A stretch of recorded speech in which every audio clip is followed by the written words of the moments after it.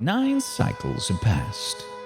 When the gods deem mortals too powerful, they decree a race between their avatar and the mortals to determine their worth. In the race, the mortals are granted a chance to engage the very gods themselves. The mortals are granted a chance of survival. The mortals are granted a chance to become gods. Lose and see all mortal life removed from the Kryn, and the next cycle begins. This race is the final command of the gods to their mortal counterparts. This is their dying order.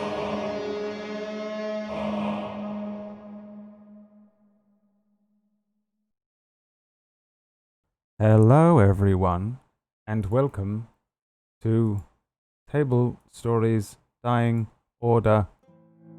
I had it turned down. This whole time, the music is now playing. You're welcome. Welcome. It's Sunday evening for me, and probably Sunday daytime for the players. And amazingly, you're all in the right places, I just realized. I don't know how that happens every week, but We my show gosh, up in the same order, I think. it's just so impressive because I've never ever had it happen before in the history of running D&D. All these years, have I had all the players always in the right position every time. It's crazy to me, and I never expect it. Welcome to Tablestory's Dying Order. I've had It's a so good much start. sleep. I'm ready to go. So is Disby. Yeah. Disby's had You I- both are crazy. an enormous amount. It's just too much sleep, really. I'd say, too much sleep. Troll. Too much. No troll. I actually have had too much sleep. I Oh. slept 12 hours. Oh Whoa. wow! I don't I even was know so what that is. Well, yesterday I was like, I don't feel good, and then laid down Oh, at yeah. 6:30, and then woke up at 6:30. I cannot So- imagine how that Yep. feels. I don't know what happens to me. If Feels I got amazing, 12 man. hours sleep, I'd probably wake up and just be a different person. Like my entire personality would shift into something else that we've never seen. How you doing, KPP? You had some sleep? You alright? Yeah, no, I'm good. Oh. I haven't been. I'm eating some raspberries. Oh, okay. Yeah, You I did it. love You did a raspberries. smile there, as if I don't know. It looked like you were gonna say something. I don't know what. It looked like you were gonna be Well, like, that goes "I've on had up here, half an hour of sleep in the last week," and you're like, "Oh no." No, I stayed up super late. I stayed up to like 1:30 is probably not that late to some people, but that's late for me. I mean, late's just relative, isn't it? Yeah. People always say that to me when I'm streaming. I'm like, "Oh man, I'm tired," and they go, "Dude, it's only like 8 p.m. or something." I'm like, "Yeah, but I haven't slept for 3 days. It's not tired because of, usual. I woke up slightly too early stuff. It's a weird thing. I forgot that people have normal schedules. Like my mum will just be like, "Oh yeah, I'll see you at lunchtime." I'm like, I have no idea what time that is. Like, I do What not does know that what even mean? time of day that's supposed to be. And it's that streamer weirdness, or I guess self-employed as well. self-employed weirdness where you just kind of work whenever you want and you start to lose time. And I think everyone's felt it with that COVID as well, right? Because everyone suddenly realized what it's like to have all the days kind of mesh into each other. I think is a very common streamer thing. Who knows? I don't know anything. No, it is. It's a common streamer thing and work from home. Any self-employed kind of or anything like that where you all the lose track of days the days. blend together. If it wasn't for D&D, like if it wasn't for Tablestory and me playing these games over the years on Tablestory, I don't think I would know the days at all. Like, because these are like these shows and the time they're on the days they're on are really my only staple things in the week. I don't have too many things that I do that are like that at this time on that day. We have 100% said, what day is it? Tuesday. Oh, no. Today is like, there's this on this day. Gone day. Like, oh, it's gone today. I don't so call it's Wednesday anymore. Yeah. I'm like, it's gone day. It's gone day. And then, I have to remember. So, it's D&D day. Dying Order day. Today. The gang, the crew here, have reached a pinnacle point, a particular milestone that I set way back whenever I wrote this thing. I think it was last August, maybe. About a year ago, when I think I really penned the hard notes and milestones for this thing. So you're really in there. You just did it. You did one of the final milestones that are on my list of milestones that you have to hit. Essentially, even though it was done in a way that I wasn't expecting or in an unorthodox way, you finished the 4 doors segment, part, cycle, arc of the campaign. And all 4 of you now are essentially gods of the world. War. No, I'm sorry. Kinda. You could be gods of war if you want.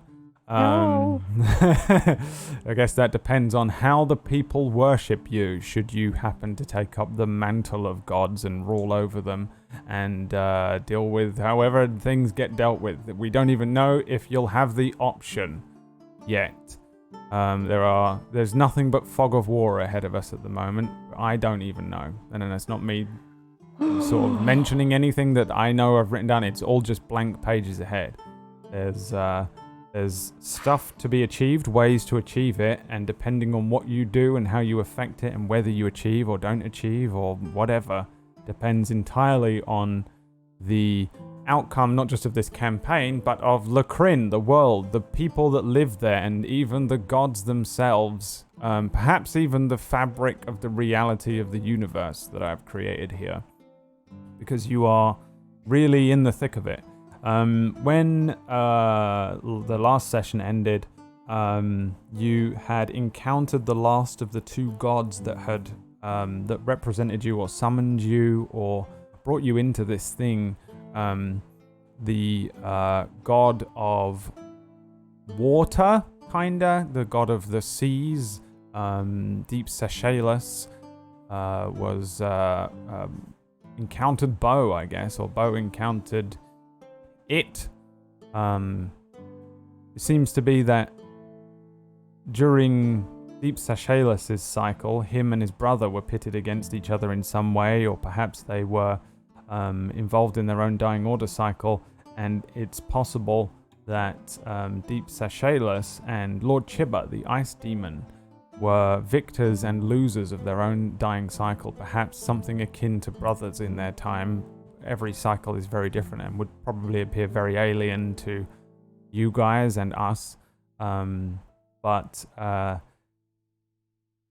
his memory was kind of messed up, but he recalled this name, Chiba, and sort of requested of Beau that Beau take him to see Chiba once again, maybe. Beau accepted and took sort of that light upon himself. Deep Seychelles now lives within, as part of, or maybe parasitically, I don't know fully, within Beau. Oh God, with I'm Beau not ready for commitment. stating that eventually, or somehow, he would indeed attempt to reunite him with Lord Chiba. The Aura was traveling with Beau as well, but Aura was eating too many raspberries to pay any attention to deep sachet-less underwater. No, I've switched to pizza. Oh, nice. Oh. Crack on. But Aura had already kind of completed her task somewhat with a little help from the huge Arcanine weapon Vengeance, which was created by the Dragonfly crew that the B team, the Inquisition, had been chasing. Most notably their leader, a gentleman named Cedric, who was the fellow who was in our very first ever trailer, and was the guy at the center of Vengeance that had all the wraps on him and appeared to be very burned and scarred. They managed to set off the weapon, or at least, in fact, Errolpay did, but it would have gone off either way. But Errolpay ensured that it was fired with a mistaken removal of the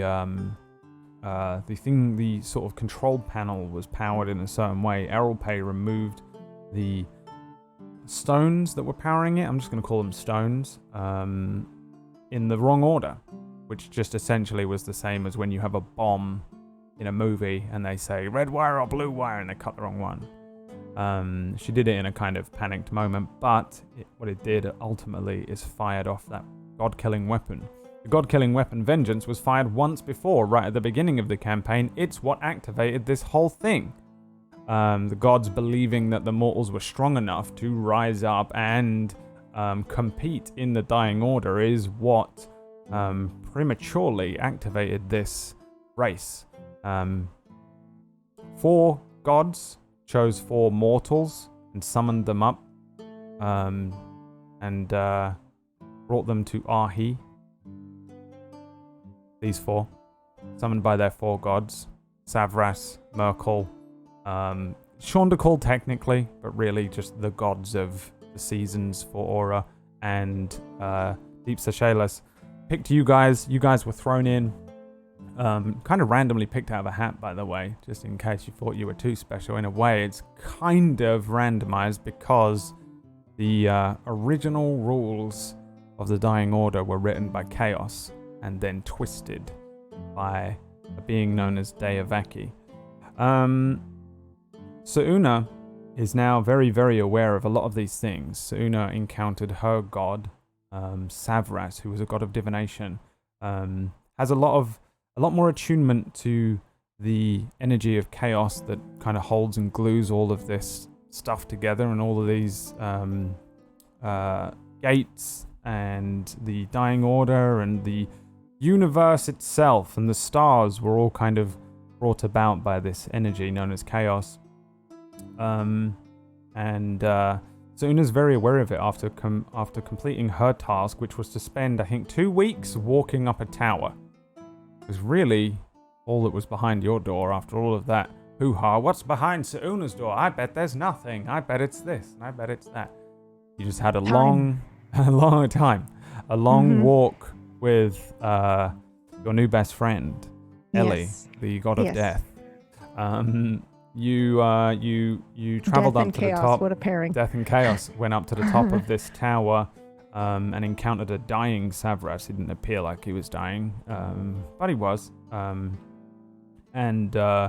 You, in a way, became the new god of divination. You accessed a level of power that all of you have based on your own doors, gods, inner powers, and stuff like that.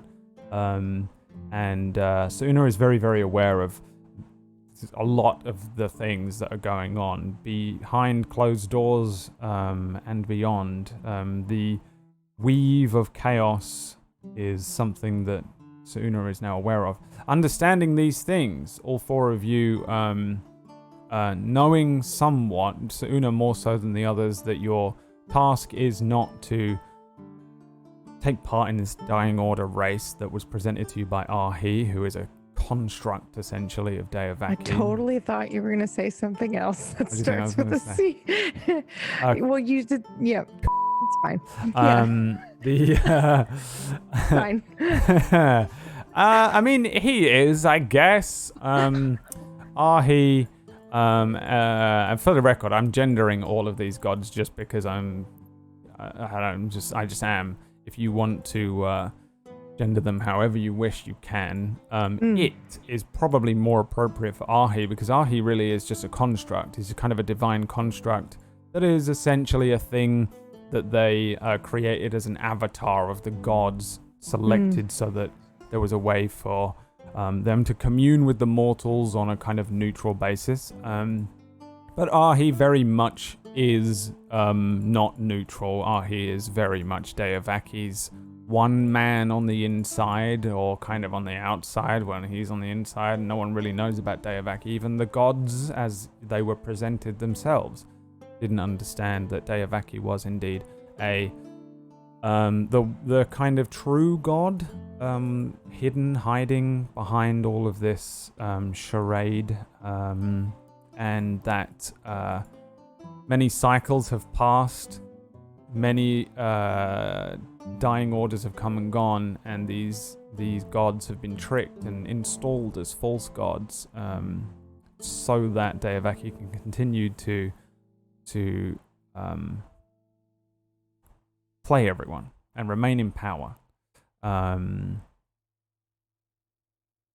You guys get to that point. This is some endgame shit, Yeah, bro. and it's a lot of lore and stuff, and I did a big lore dump last week. It was a big lore drop episode, which is why I'm just kind of giving you a wrap up here, because there's a lot to take in, and I'm even now giving you the cliff notes, the little TLDR version of some of the crap that has been knocking about in my head for many years, slowly but surely gathering moss as the stone rolls week to week over running these many campaigns. A lot of it has been leading up to this to a degree. And that's because you are here now. You've gotten to the point where I think you understand that you're one shot at removing, I guess, Deavaki from this position of corrupt power that it placed itself in. Sits now just within your grasp. A few elements, thanks to random variables. A few elements thanks to carefully planned random variables. And a few elements thanks to just being the ones that were set on the task. That brings us all to this point. And in terms of where you actually are, instead of all macro stuff, the party is still split. Beau and Aura decided to go and see Lord Chibber, rather than maybe head back to the boundary or go and find where the others are. They weren't sure. They couldn't sense them anywhere in the boundary that belonged to Deep Seychelles. They opened a portal, or Aura opened a portal of hers to back to where Lord Chibber was, on his realm of hell, the Stygia, the ice realm of one of the 9 hell realms that exist. The two of them step through that portal, essentially. However, there is a space between everything. There is a dimensionless dimension that sits between each of these realms and planes of existence. And it's often in there that Ahi operates. The space between, you've been there. It was the same place that you were, where it was just kind of a black room, and it was being opened up by symbol, and the many symbols ran after you when you first left Ellie's, Merkel's realm to head back to the boundary. Beau, and Ellie and Suuna head back to the boundary that you all share. When you guys get back to that boundary, you're aware not only of these new events, most specifically Suuna, but you're also aware now that you have been carrying with you a little talisman, a very simple piece of paper that was given to you by Mother Numera, that was sort of shielding you from the all-seeing eye of Ahi, and allowing you to keep a little ahead of them, and so they didn't keep interjecting you, so that Symbol wasn't endlessly running after you. Ahi has been trying to kill you for a while now. Ahi's been trying to get you out of this dying order and reinstall some others, just because Ahi is still bound by Deaveki, who's somewhat bound by chaos. They have to kind of play out. This is all a loophole, and they have to kind of play this thing out, and they need you guys to, stop, because you're getting too close. And they need to get you out, and they get some new heroes in to win-lose. The whole time you've had that talisman. Yeah, go on. Understanding that the reason, Mummy Dearest was finally attacked and her end was because she gave us the talisman. And she no longer had it, right? Yep. Cool. That makes me feel great. You two have it, which meant that Beau and Aura, now that you guys were split for a significant amount of time, were spotted, seen, found, and as they step into, or as they're stepping through this portal, they're caught, and you are aware of it, the two of you, and that is pretty much where we left it. The only difference being that when you stepped into the boundary, you noticed one difference, or two differences technically, or a few. The boundary is still yours. It's yours that you understand. It doesn't appear to have been too badly affected by any of the vengeance, destruction, or the fact that things, fabrics, weaves have broken. There was the element where you were kind of in Dustvale, but it was all broken, and there were black holes and stuff like that in the sky, as the gods are all being wounded or killed by this machine that was so powerful. You noticed that, first of all, there was a very large kind of floating, suspended, levitating hourglass with snow in the center, and it looked like it was very near the end of its time. There wasn't much left to fall into the bottom half. All of the rings that are in the boundary with you that were green or red before are now all golden, as if all the doors are locked or open or yours, or however you want to interpret that goldenness. This is the nice thing about being a GM that gives you all the power, is that really I don't know what it means either, because it's somewhat up to you for what that means, or interpret it at home however you wish, but essentially that was the representation to a degree. Once you had fully locked in the power over your own boundary, you have full control over that place now. It's a safe place from everything else, and it's yours, and that's what you have. The center of the room, there was the broken and crumbling bath that was kind of looking like it was repairing itself every time you came back from a completed doorway. It's fully and completely repaired. But we'll take a better look at that later, because we're going to join Beau and Aura first as they step through Good luck. their portal. Actually, I can see the future. You don't need luck. You'll be fine. Oh, they need luck. Take my luck. Take my luck. Have it. My luck aura specifically. Thank you. It's been a while since we rolled some dice, so No. you might need some. Oh, I'm actually, madly panicking. Suuna, roll 2 d20s. Roll okay. 2 d20s. You. I thought this it was is something fine. awful. Calm down. It's free. I'm It's free. sorry. The PBTSD is kicking in. Yeah. I'm sorry. You said 2 d20s, right? Yes. 10 and a 2. A 10 and a 2, and you should know what they're for. Yes, I do. Good. For Wait, driving, just where you put your hands on a steering wheel. That's exactly it. 10 and 2. I have Perfect one quick metaphor of question. control. That's for anything and anyone, right? It says it if you read it. It'll tell you what it's for. Brad, Oh, but I yes, got it's one for anyone and question. any. Yes, yeah, it is. Yes, I just wanted to double yes. check. Yes. Yes. Brad, I got one question real quick. Yeah. Are we back to full health because of our 20 days of wandering? Oh yeah, 100%. Okay, thank you. You should be fine. I think Beau and Aura are not though. Their perception of time is different to yours. It's relative to everything. They have. This is not 2 weeks later for them, but it is 2 weeks later for you. Does that make sense? Yes. Enjoy that. Oh, I love it. Aura. You are after your meeting with the Seychelles, decide to go and see Lord Chibba in Stygia. Aura, you successfully open a portal to Stygia. This is not a failure on your part. This isn't a trick from Deep Seychelles.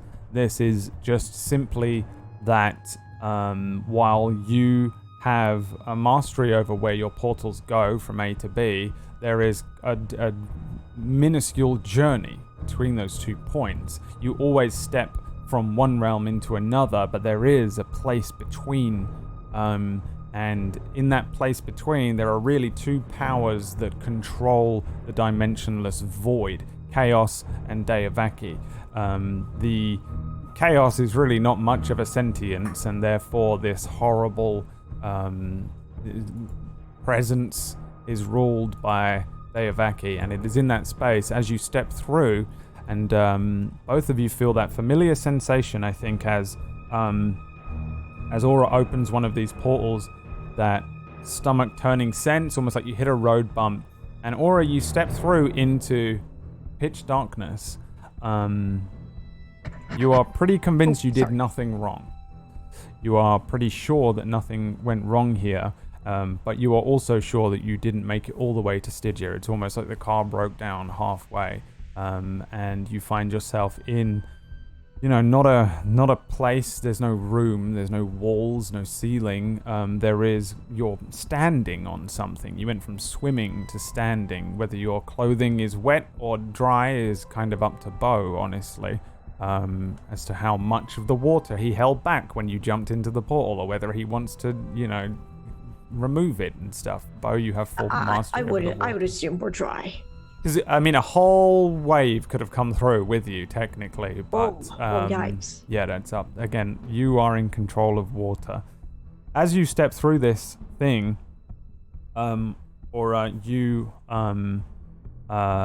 immediately, I think both of you find yourself standing once again. Beau, there's no water here, but there could be if you wanted there to be. Aura, there's no wind, there's no heat, no real cold, but there could be if you wanted there to be. This place is between. You have some small control over this area, just like anyone and anything could do, technically, finding themselves here. However, you do immediately hear a voice that you recognize. You hear the voice of Ahi say, I've found you, finally. It appears before you, this kind of alien creature that we've witnessed at the beginning of the adventure, at the campaign. The thing that set you on the Dying Order, the task, the avatar of the gods. It's a kind of alien-looking creature, and it's a levitating humanoid of sorts, fleshy, but almost kind of mechanical in its movements and tone. The folds of its flesh cover this kind of indescribable face area. It has 8 arms, 2 legs, which twitch oddly under its body. Before they were kind of held in place. Now they actually look a little loose or broken, maybe. They're still they don't look like they've kind of fallen limp, but they're there's an element to Ahi at the moment of an almost struggle. The face area, no matter who it's looking at, or from where you're looking at it, will always appear to be facing you, regardless of who it is that's looking at it. But there is a difference this time. It seems to be bleeding or wounded. There are these kind of bruises and open wounds across its odd body. And the blood is golden. It's kind of gluey looking, like that old classic looking glue. But there's a little element of sparkling to it, almost as if it's filled with an electric current, maybe. It's like a strange treacle that's running out, slowly falling from these what is happening? Sorry. These wounds. It's okay. I'll get you back on Wednesday. Sorry. I don't know why this is happening, but there you go, chat. Enjoy it. And if you're listening to it, there is a giant face of PB on the screen, which will affect her negatively later on. I'm sorry. I'm so sorry. It to. It has all these lacerations, Ahi, appearing before you out of this darkness, floating, moving towards you. These droplets of thick treacle-like blood hitting the darkness of the ground and remaining there, as if this place does have a floor, or perhaps walls or something, but also you're aware that it really doesn't. When it speaks, it has a little more maybe emotion to its voice, or perhaps it's pained or angry, but again, it's very hard for you to tell. It's just the two of you and Ahi here. There doesn't appear to be anything else, no other sounds or creatures. And Ahi kind of appearing and manifesting itself out of the darkness speaks to you and says, Your world is dying. Your people have wounded us, killed your own gods, guardians and protectors. In doing so, they have doomed everyone. You two are the last of the hope left for your people. Under Deavaki's order, you must go now to the source of the destruction. There is a device. It must be dismantled or destroyed. Allow me to show you the way, or else you will end all life. Is he? What is he trying to? I thought he wanted to kill us, and now he wants to do him a little favor. pretty much. What? Why would you send Symbol after us?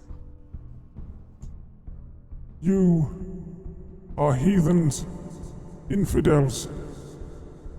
You could not be allowed to continue the dying order.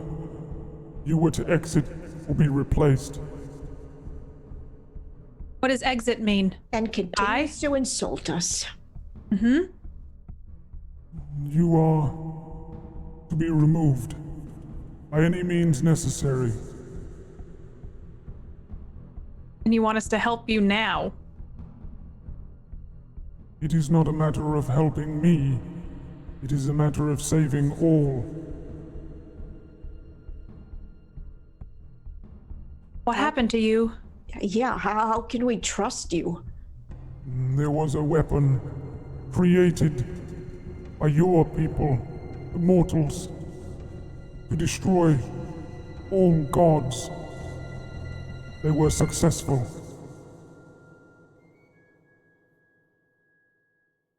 And What does happened? that scare you?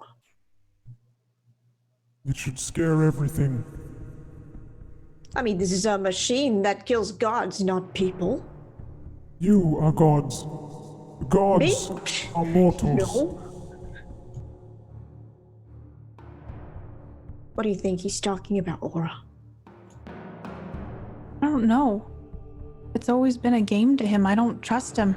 Exactly. How can we trust you? The form is big. It's probably, if it was to stand up, it would maybe be like 11 or 12 feet tall at the moment. It's appeared slightly bigger and smaller to you before, in the couple of times that you've seen it. It shrinks down to a much smaller size. It now appears to be maybe around 6 foot. It's still levitating a few feet off of the quote-unquote ground, but it kind of shifts its size. In doing so, you see that it expends a lot of energy. Its arms, which are kind of moving in strange ways, independently almost of each other, all tremble a moment as it shrinks its size down. Then they fall to its side, and the legs fall slack, even though it kind of remains floating.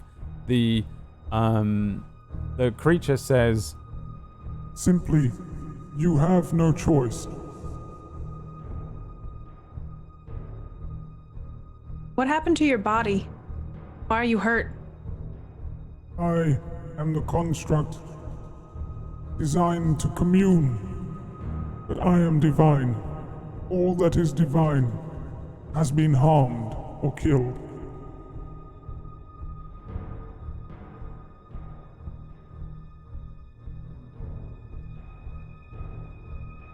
I pull my sword out. Oh, whoa. Beau, I don't think we should listen to him. No, He sends creatures after us to kill us, and now he wants us to help him? Yeah, I'm not on board with this. I'm right with you, Aura.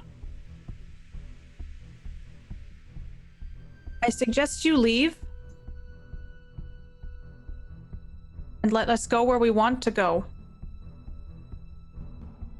You cannot be allowed to continue. What gives you the right to tell us what we can and cannot do? I am Deavaki.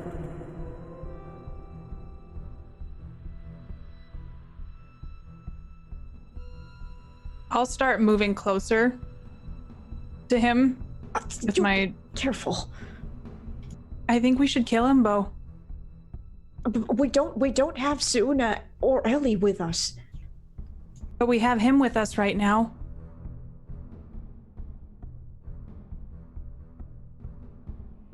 Well, if you feel that this is the way, then I'm right behind you.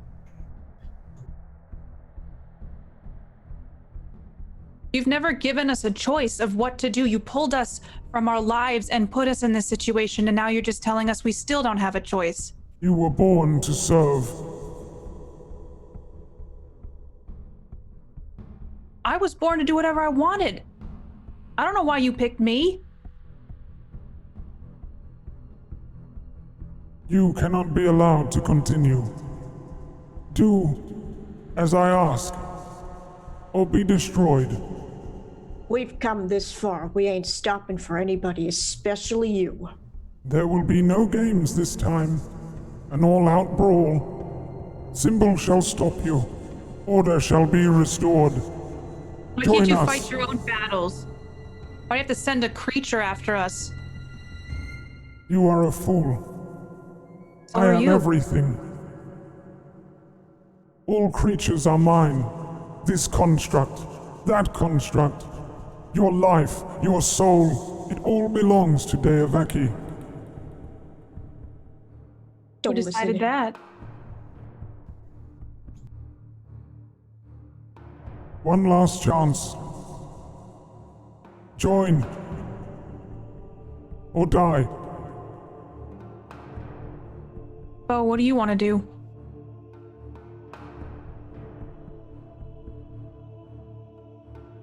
He's done nothing but give us trouble and send Symbol to kill us.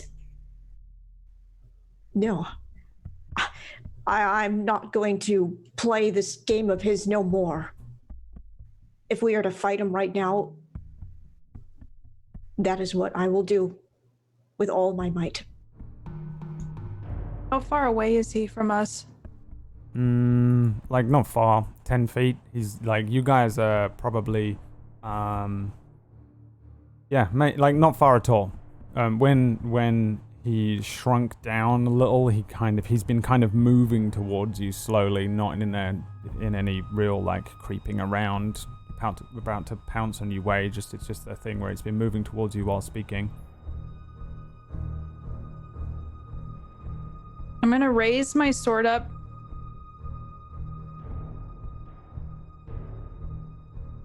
And take a step closer to him. I follow Aura. Right behind her. Whatever you did. Whatever you did is not enough.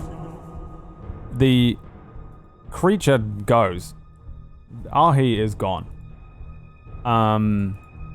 It was never there.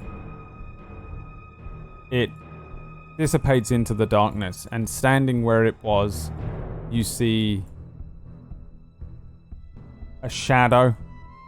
In its place, two eyes open up. The form once again of Symbol is there and was there the entire time. However, it kind of activates this time. The strange white yellowed eyes open, glow a little in the darkness. Underneath the area where it was standing, there is a single spot of light that appears. this kind of shadowed man, these tendrils of darkness that spill out from its body over masses of smoke and shadow appear in front of you. The voice of Ahi, which is Ahi's voice and not mine, says, No matter what damage you have done to me, to Deavaki, you are too inexperienced to defeat it. Your entire cycle is too immature. We shall recover. Order shall be restored. And I need you to roll me some initiatives, Okay. please. Now, on the sheet,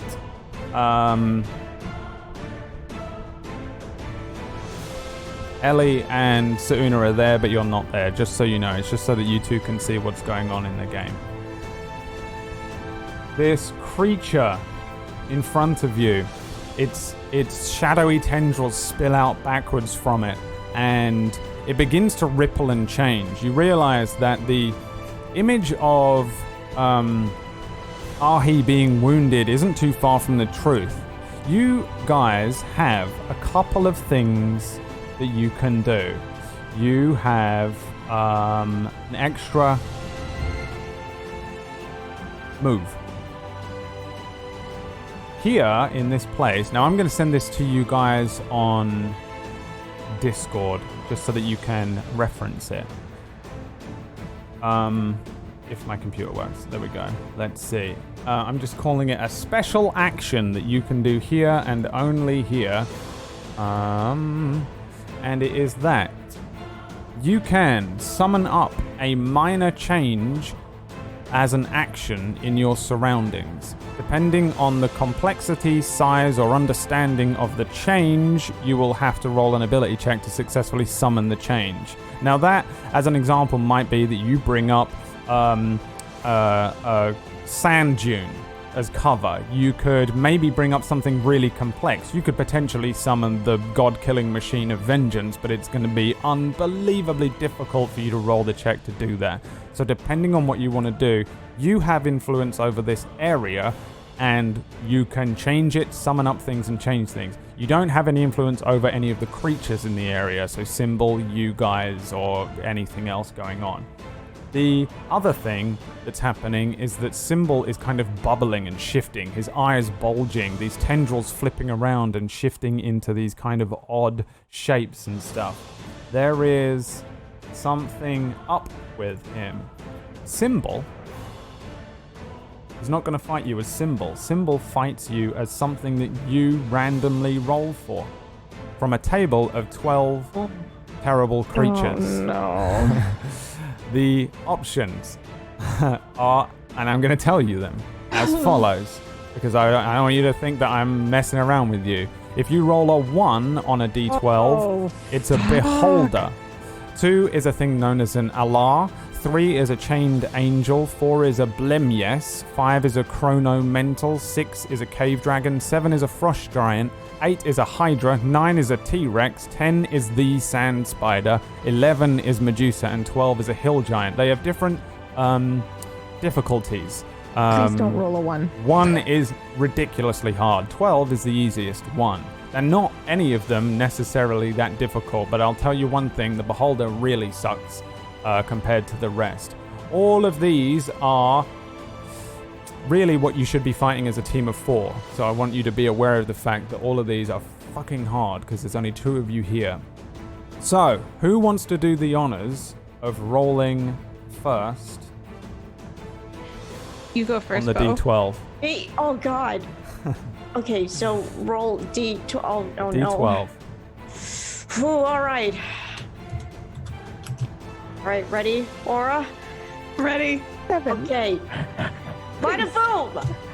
Oh my god! That is Oh God. a 2. You almost rolled a 1 there. You roll for a creature known as an Allah. Now this is a kind of whirlwind creature. It's a thing that is born from galls that glow on tree trunks. They have these horrible whirlwind-like legs, and you see probably the area that Symbol has as kind of tendrils and smoke for legs shift and spin as it begins to take on a force of wind and energy. The humanoid form of its body remains kind of humanoid but twists into an almost hag-like feature as it begins to shift and change, partially taking on color and features for the first time, similar to when you defeated it when it was kind of in the form of an angel-like creature. The features of Symbol shift and begin to transform in front of you, and it kind of lets out a horrible screech. And that is where we shift to the other two. Back in the boundary. You two are here in the place that you guys know as your boundary. It's your it is your home, or as close to a place that is yours, and the place that you can feel safe and understand. There is no weird, twisty bullshit. This really is your boundary that you understand to be your little kind of area. Ahead of you is the area where the pool that you first saw and first walked into, filled with that kind of golden liquid treacle stuff, similar to what we see Ahi bleed. The stone bath that was broken before has formed now into this bath, but it's filled with this I don't know what else to call it other than liquid. You see the hourglass. As each of you steps into the room and looks about you, that familiar kind of white slab, gold inlay, very regal looking. Ahead of you, mirrors upon mirrors of the room that you see, giving it the effect of being a huge room or a small one, almost like an Escher painting. As each of you steps through, you see your own reflection on the other sides of the walls for a moment before giving away to the kind of general sense of the room. You see each other, you don't see the other two, but you do see the scene that we just saw. Suuna, you see it with extreme clarity. Ellie, you see it almost as a projection from above where that bath is. In the center of the room, there is now essentially a portal open. You can step into this bath and designate where you want it to take you in the same way that Aura can. This is the only bath that you're able to do that without Aura controlling it, because this is yours as much as it is hers. That's what the thing is here. Each of the doors remain, but all four of them are open. Beyond them is just darkness. The boundary is yours. The doors are not open in a way that they're open and anything can wander in at any time. It's more just that they are yours. You could close them, you can do whatever. You also, if you wanted, could kind of change how this room looked in the same way that the others can do in minor ways. Over time, it will either adjust to you, or you'll subconsciously adjust it to make it look like however you want. This is your boundary. It can be as big or as small as you want. How it's presented to you here is just how it's presented. And as the depiction of what you see vanishes, you can see now that hourglass. Both of you see an hourglass. Both of the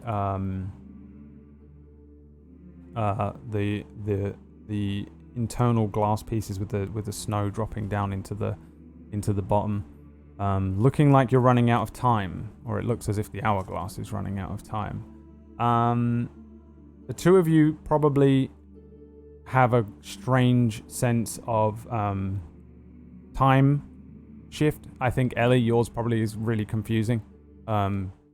You feel like 2 weeks has passed. You now see this conversation between Beau, Aura, and Ahi somewhere. They just appear to be in an endless, vast darkness. Suuna, you're probably a little more aware that they exist in that place between the dimensionless area, the Todash space. There is no doubt in your mind that this is happening in what equates to real time now. They appear to be fighting Ahi. And the two of you step through with all of this knowledge and newfound abilities, I guess, at least in Suuna's parts. What do you want to do?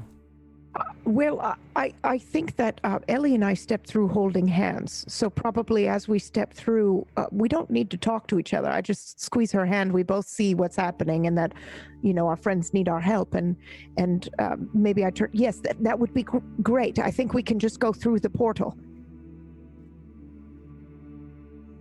Okay. And then I will What was head that? towards the pool. Did you feel that? Did you feel that though? That felt really weird. Yes, I did. It's a lot to take in, but they need us now. Okay, They're in trouble. You see that, right? Let me hold my hand, but let me go first. Okay.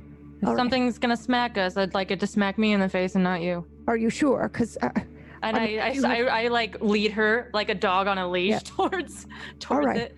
Got it. So. I don't think anything's going to smack you in the face. If it does, though, I'd rather it smack me than you. Okay. Well, just move a little to the left before you go through. Or when you go through, move to the left. I'll just get ready to dodge, No, to the left, though. Specifically to the left. Trust me. To the left. Yes. Okay. All right. Oh, I was on gonna 3. Yeah. I was gonna say like that Beyonce song. Just like the Beyonce song. Who's Beyonce? It's a famous Beyond... bard, Suuna. You don't remember Beyonce? It was all the rage. Beyonce from Alexandria. No. Yeah. No. Sorry. It's all right. So the two of you move towards this pool, and do you step into it, kind of one at a time, or both together? I'm letting her holding lead her me. hand. Yeah, I think we're going in Step together. in. I mean, Beyonce's now from Alexandria. yeah, absolutely, a famous bard in that travels all over Alexandria. Yeah. The two of you step forward and step into this kind of bath, this pool of liquid. It's thick again, kind of like a treacle. It doesn't really stick to your skin, though. It doesn't feel like it's. Wonder if we can just pull them in. Try to do that. Actually, you can wonder anything and almost get the answer. No, you can't. Okay, we have to go in. Yeah. So I'm just talking to myself. I wonder if no, we can't do that. We have to go in. Does This is just, like this is just a door. I It's have a not got question. any Does other this seem? properties. Oh, did you say door? Hey, yeah, That and it's a is door right. that you have full control over anyway, so it's not like it's I start chanting the words, which I forgot to save apparently, or I a can't find where I closed saved door. them. I will find them for you in a bit. I'm sorry. I looked for them You last can- week, and I was like, I forgot to ask you. Yeah, you can say them, but I mean, this is a door that you own and control anyway, while closed doors will never remain closed to you if you don't want them to. This is your door, and it's like this is essentially your front door So if to I your just house. imagine it, I can just be like, I can start to say it, but I'm already imagining it. So like before I even say anything, it like, would it start to open? Yeah, I mean, you just have to basically tell it where you want to go. Right. And I would be imagining, obviously, Aura and Beau and what we saw. And so as you step into it, the two of you holding hands, you sense that this Wait, door Ellie. allows careful. you the ability to go wherever it is that you need to go. And then you were going to say be careful, and that was it. I was going to say be careful as we get sucked in, yes. And then both of you, the stomach turn for a moment as you are brought to the place where they are. Back in the place beyond. There it is. Creature is here. Now this is going to take a moment just for me because of the randomized approach to how this encounter works.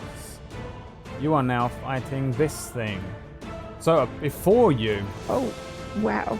You guys witness this creature form in the place of where Symbol is. There is very weird sense of wind and force from this thing as it manifests from Symbol, transforming. You get the sense that Symbol is a little unstable. It seems to not necessarily even want to be in this form. It just aims to transform into something to harm you. And as it does so, it almost randomly transforms into a creature that is a creature from Lacrin, a thing known as an Allah. Beau and Aura, you two are the only two here. You other two are not here yet, but I guess Right. Ellie, roll me a d4.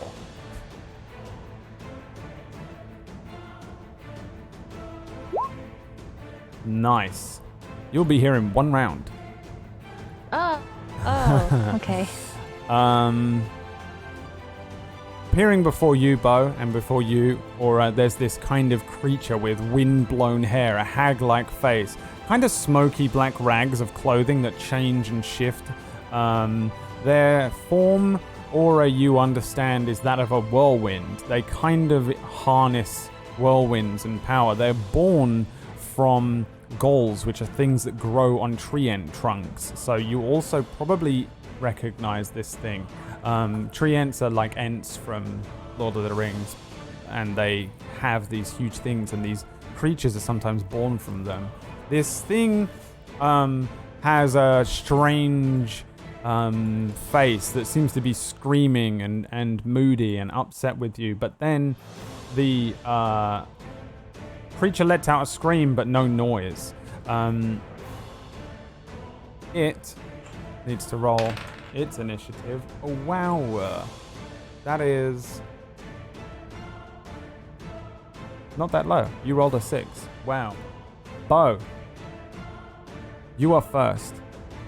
Oh boy. Oh, well. I would like to first cast Fear. Nice.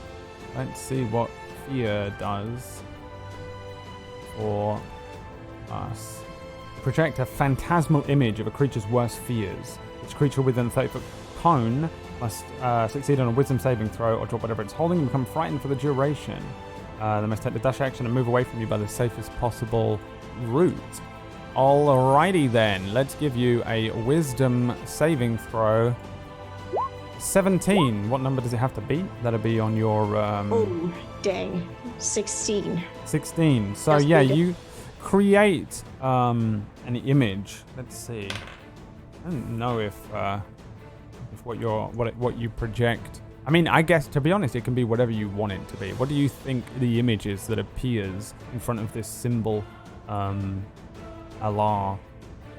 Oh, Combo. well, what's wind afraid of? Maybe something like a windmill? A windmill I would appears. try and blast it away.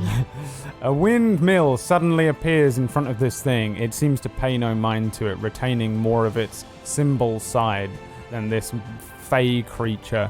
It glances at it but doesn't seem to give a damn. That is your main action. Well- Anything else you want to do? Okay, well, I'm definitely, can I cast Bardic Inspiration?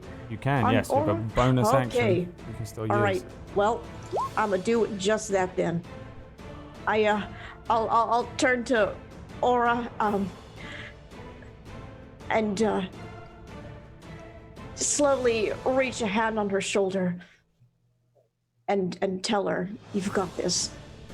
Thank you. And as I place my hand on her shoulder, there's like a pulse, and she then gets that instant buff from the Right. Bardic Inspiration. You have that one bardic inspiration to use.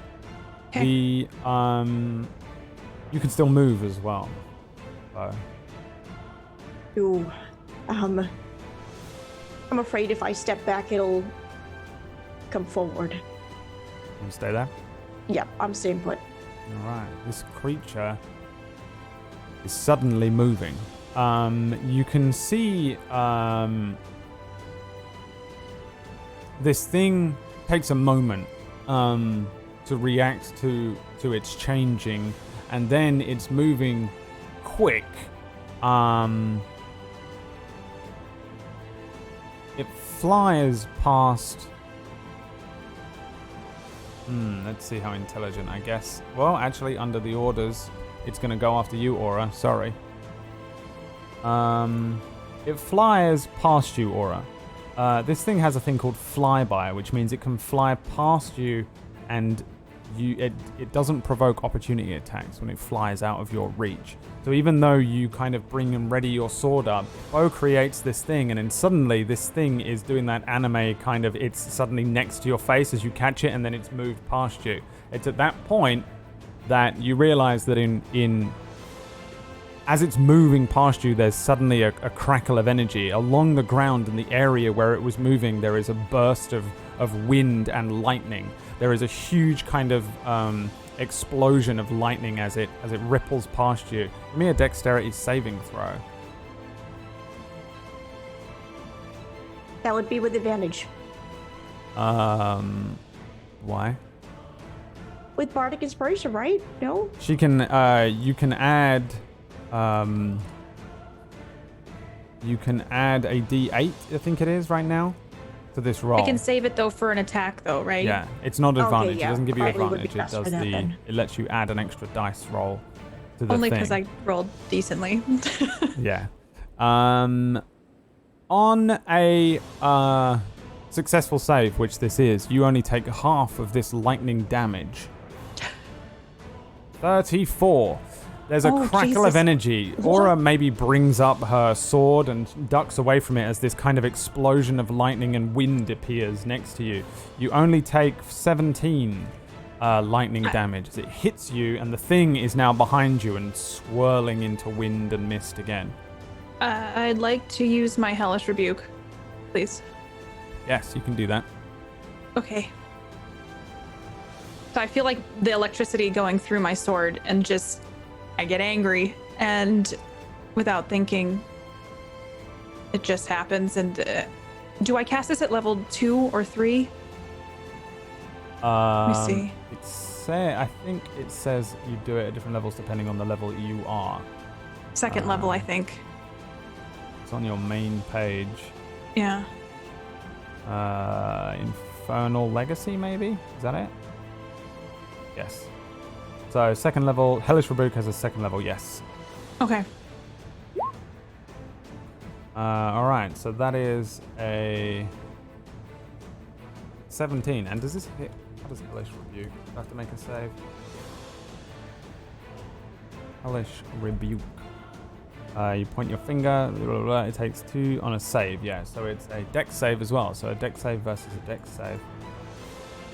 Becomes the dexterity save. What number does it have to beat? Well, 22 is going to do it. So I think that's half damage for half damage, back and forth. And you deal half of 17, which is 23 damage to it. Because I can count. And I think you kind of avoid the thing. You raise a hand up, and we suddenly see this this kind of wind hag creature ignited in flames. It doesn't seem to react to it, but it certainly does do damage. It's just that Symbol is a unreactive thing. The creature's turning as if it's going to try and do a similar attack again on its next round, but it is your actual turn now, Aura. What do you want to do? You mentioned earlier that we might be able to manipulate things. Yes, so if you look in the Discord, as an action, you can summon a minor change in surroundings, but it costs your action to do so.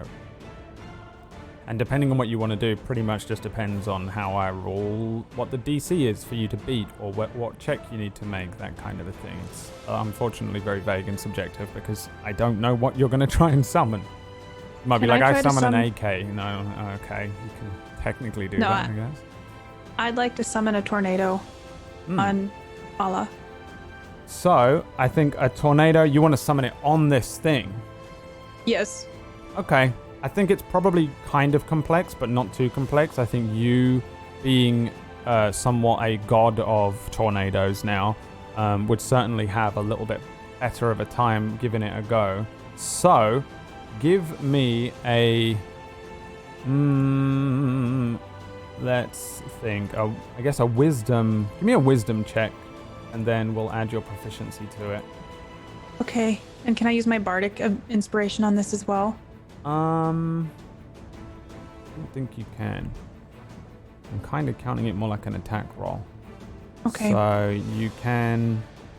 Oh yeah, no, you can. You absolutely can. Okay. Yes. So give me a wisdom check, then we add 3, and then roll a d8. Oh. 17. 17, and then yes. So a 17 is just enough. You begin to summon up a tornado underneath where this thing is. The creature grows in size. And roll me 2d8. Oh, I may have made a mistake. 9. You heal it. Oh. You heal it for 9. You supercharge this thing as it's hit with this tornado. You begin to form a tornado underneath where this thing is. You see it happen. There's a moment as you summon up this energy. It's pretty cool for a second, and then you realize that its thing actually begins to feed on it, and it grows larger and stronger as the tornado hits it, and then the creature absorbs it in. Unfortunately, storms energize this creature and make it stronger. Oh, don't put more wind on it. Gotcha. Noted. I think I made it worse. It's okay. We'll handle it. You have a bonus action still if you want, and movement. Okay. God. I'm gonna cast Zephyr Strike on myself. Yeah. So that will just sit on you, and then next turn you get all the benefits. Unless you want to move, I guess you get the speed benefit. Yeah, I'm gonna move. Oh Jesus. I'm gonna move up here. Do I know how far of a range this thing has? I'd say probably not. I don't think you've probably ever really encountered one. I think you've just heard of them. I'm gonna run away from Beau because I don't want it going to Beau. So I'm gonna run up to this corner. All right. Yes. Aura suddenly peels away and runs to the other side. There's a strange tearing sound. The lightning energy that exists in the area where the Alar was is shifted and changed. From one side spills Ellie, from another spills Suuna. Ellie, give me a dexterity saving throw. Okay. Do I get advantage because I'm a rogue? Nope. Because I'm nimble? Nope. Never mind, I crit that. That's your. Nice. Are you jumping to the Because left you're nimble. or the right? I'm jumping to the left where Suuna told me to. Yes, very good. You jump out. Suuna steps out one way. Ellie jumps out, and there's kind of like the remnants of this lightning. It lashes up in front of you, and you see it stepping immediately to the right. It kind of crackles and disappears, the remnants of the attack from the previous thing. You two roll me initiative to join the fight. All right. Thank the gods it's Suuna and Ellie. You are the gods. 22. Oh. 28. Oh no, 22 and 12. Yeah. So immediately Ellie jumps out from this kind of opening. Aura, you know that they kind of did the same thing you did in a way. The fact that you can open these portals, they seem to have come through them. All of you know that it is actually all of you. There's no bullshit. You have elements of control over lots of these dimensions. Aura, you're a planeswalker. You understand the method through which they traveled, but you this isn't a trick or anything. You can sense that it is those two. Ellie and Suuna look kind of maybe a little tiny little bit thinner than they were before after spending so much time in a desert and walking up nothing but stairs, but luckily both of them aren't too heavily affected by such things. There's a general sense of sand and dust on them, but that's about it. Beau and Aura probably maybe look a little damp, wet hair, but they look relatively unchanged from the last time you saw them. The four of you are now rejoined and you all see each other. Ellie immediately appears from this thing, jumps out of the way of a last crackle of energy, and it is your turn. What do you want to do? I think you see Ellie like appear, and her eye immediately starts bleeding as she looks at this thing. Just be careful not to touch it. And as she does that, doesn't matter whether Suuna's talking to her or not, then she goes into stealth. Yeah, so you're activating the Echo Eye first, yeah? Yes. There is a very strange thing. As you see this thing, your eye shifts, turns red, begins to bleed, and you activate the Echo Eye. And as you witness this thing, you see Symbol as both the creature it imitates and the creature that it can imitate. There is a strange feedback that causes an almost odd kind of brief headache-like pain for a moment. And you realize that essentially how this thing works is that you get the abilities of the creature that it's imitating and not of Symbol. Okay. Also, roll me a d20. Okay. 10. 10. Not good enough. Something's weird. That's what you get.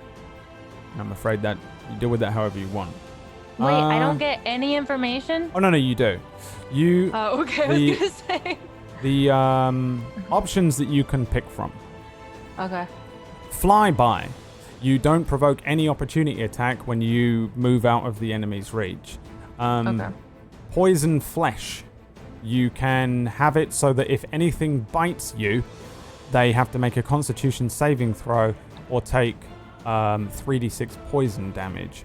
Or you can take Storm's Strength. If an electrical storm is raging around you, the saving throw to your Lightning's Kiss is made with disadvantage. So that would be pretty useless. So you can either have poison flesh or no opportunity attacks. Right. What? Never mind. Okay. I would take no opportunity attacks. Okay. I'll send it to you just I was so you going to know say how that it poison works. flesh is also useless too, right? Maybe. Right. Perhaps, but no opportunity attacks would be great for someone perfect like for you. Ellie. Yeah. Yeah. So I will just throw it into the thing. It says fly by, and you don't fly, but you don't have the ability to fly all of a sudden. But you do. I can You fly essentially as in just go really fast. Yeah. You don't take any opportunity attacks for now. Okay. While this thing is active, and That way, that's good because I don't have to disengage. So. Yeah. Exactly. You and then you move. Did you say? No, I said then I stealth. Like, then I you guess I stealth, would no. move whoop, nope, that's not left. I would move to the left slightly, and then I would just, like, immediately go into stealth. Yeah. Give me a stealth roll. I did. 22. 22. Right. Okay. You vanish into shadow. They appear for 1 second, and then Ellie just disappears in the darkness as she does, stepping into shadow with a particular mastery I gotta be over a true shadow. god of death right now, okay? Yeah, you are at one with the death and shadows. Oh, your turn. All right, I'm immediately going to cast Healing Word on Aura. I shout out the words, bada boom! And it's like a voice wave and goes directly towards Aura and hits her ever so gently, like a small gust of wind. Thank you. I got you. All right, you are healed for 12, and still have a bonus action. Yep. Oh no, wait, you I'm don't. gonna No, sorry, try- that was a healing word. You have a main action. Sorry. Okay. Oh, main action. All right. Let's see. I'm gonna try something new. Polymorph. Here we go. All the polymorphing. What do you want to try and polymorph into? I want to polymorph it into a rabbit. You want to try and polymorph this into a rabbit? Okay. Yes. Let's see here. What's the save I need to make?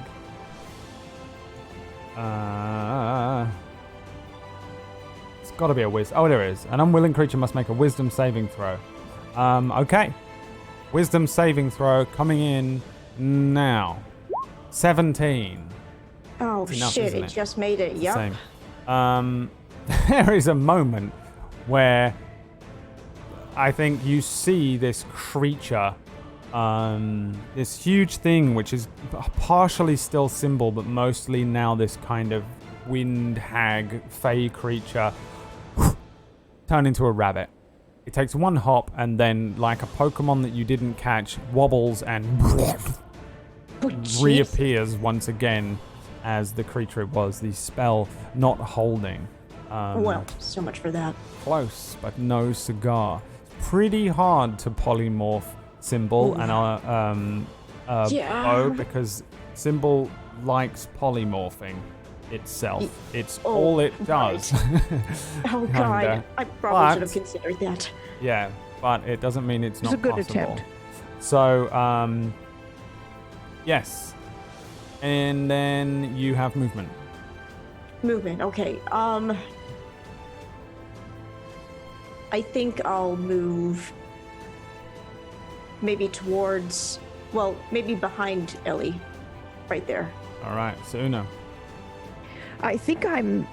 When I first arrive and I see Ellie go left, I'm maybe waiting for a second, and we see lightning reflected in Suuna's eyes as she's kind of watching maybe what might happen if she goes one way or a different way, and it's a little bit overwhelming. But then she summons Toby immediately beside this creature, and calls out, "Aura, can you shrink this storm size? Can you make it smaller?"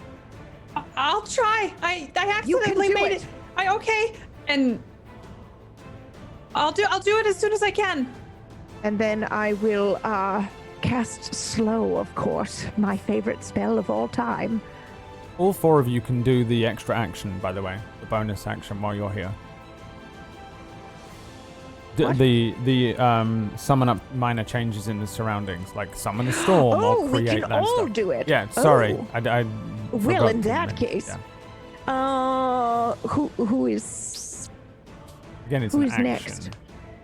It's an action, is it? Yep.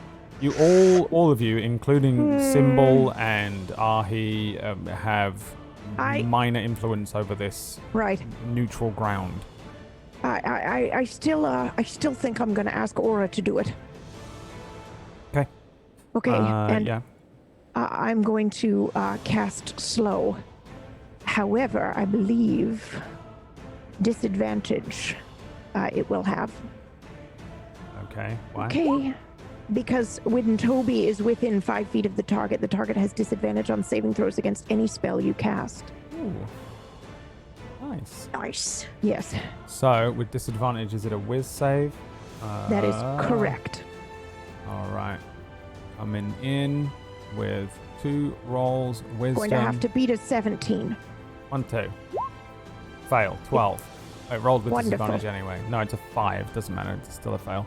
2 fails. Okay, Regardless. so then that's the first thing that we see is Suuna come in, summon Toby. He's barking, and then she casts Slow on this creature. Yes. The creature is slowed down. The wind, which is buffeting it around, the symbol-like tendrils that are appearing near it, all kind of slow a little bit. It appears quite sluggish. And then all of the bullshit that comes with slow affects it. So Is that, it yeah? it takes a -2 to AC and dexterity saving throws, and Yep. it can't use reactions. On its turn, it can either use an action or a bonus action, but not both. And regardless of all those fucking abilities I know it has, it can't make more than one melee or ranged attack during its turn. All right. Say goodbye to that multi-attack. You can move if you want. No, I think I stand right here. Oh, Alright. that's totally insanity. How far? It can move half of its movement, right? Yes. Oh, that's right up to me. Goodbye. Yes, I'm going to back up. I think if it's all right with Ellie, I think we're pretty close now, and I think I just stand next to what appears to be nothing, but I know she's like right there. Because we're besties now. I think after all that's been said and done, I think that Suuna would kind of have like a aura of, for lack of better wording, for Ellie as well. So I'm a little bit behind letting her be in front, because I know she likes to be in front of me. Yep. All right. The creature can't get to you. Oh, it can. This is glorious. It will move out of the way of Toby. I don't know if Toby gets. It does. He does get an opportunity of attack. Then fire it off if you want. Sure, I absolutely want to do that. 20. 20 is a hit. Wonderful. Where's your sheet, Toby? Come back. Where the hell is the damage? Oh, was that the damage? Did that? You click on attack. The word attack in the actual dice rolling column. Will highlight up red. Right. I'm so sorry, but I will. it does not. In the What Discord. are you talking about? What? Yes, I'm looking. I'm sorry. That word. See it? The highlighted red word. Oh, on the... Oh, Yep. I was looking at his character sheet. I'm so sorry. I know. It's super confusing and really hard It's to awful. say, which is why 8. print screen is the best way to do that. 8. Yes, And then I make a strength save and have to beat a 13. that's right. Wow. Dragged Whoa. back. This thing Wowie. kind of flies forward. Part of its kind of symbol flesh is gripped, and it attempts to fly slowly forward. It is levitated, and then suddenly Toby is grabbing it, growling, slams this thing to the ground. Even though it's kind of flying a little bit, it doesn't really affect anything. It is knocked prone. This thing rolls over. The wind supporting it kind of doesn't keep it aloft for a second as it begins to try and levitate itself back up. Toby pinning it to the ground, dealing 8 piercing damage and knocking it prone as well. Good boy, Toby. Kind of doing that thing like dogs with a dog toy, growling at it. And then I get a whiz save to break out of the slow, do I? Yes, at the end of the turn, yes. That's the end of the turn. You can't do nothing now. Or can it? I guess it can. I guess it can try and bite Toby. Let's see if he does that. Yes, it can try to do that for sure. With yeah, no, I guess it can do it. Let's see. Bite coming in. 21. Oh, yes, that'll hit Toby. And 8 back. They're just biting each other now. All right. With give me a saving throw from Toby as well, which just says DC 16 saving throw, which I'm sure is going to be a Constitution saving throw. Right, 'cause it's got a it. Poison one. I don't know if poison works on him. I don't know either. I mean, he 3. fails with a natural 1, so let's see. It doesn't say it doesn't work on him. He's not like spectral or anything, is he? So I guess it does. It's poison damage, not poison status. He is spectral. Oh, he is? He's 'cause he incorporeal. Yeah, he moves through objects and things. Yeah, but I don't see know. where it would say that he doesn't take the extra damage. I think we'd have to actually look at the.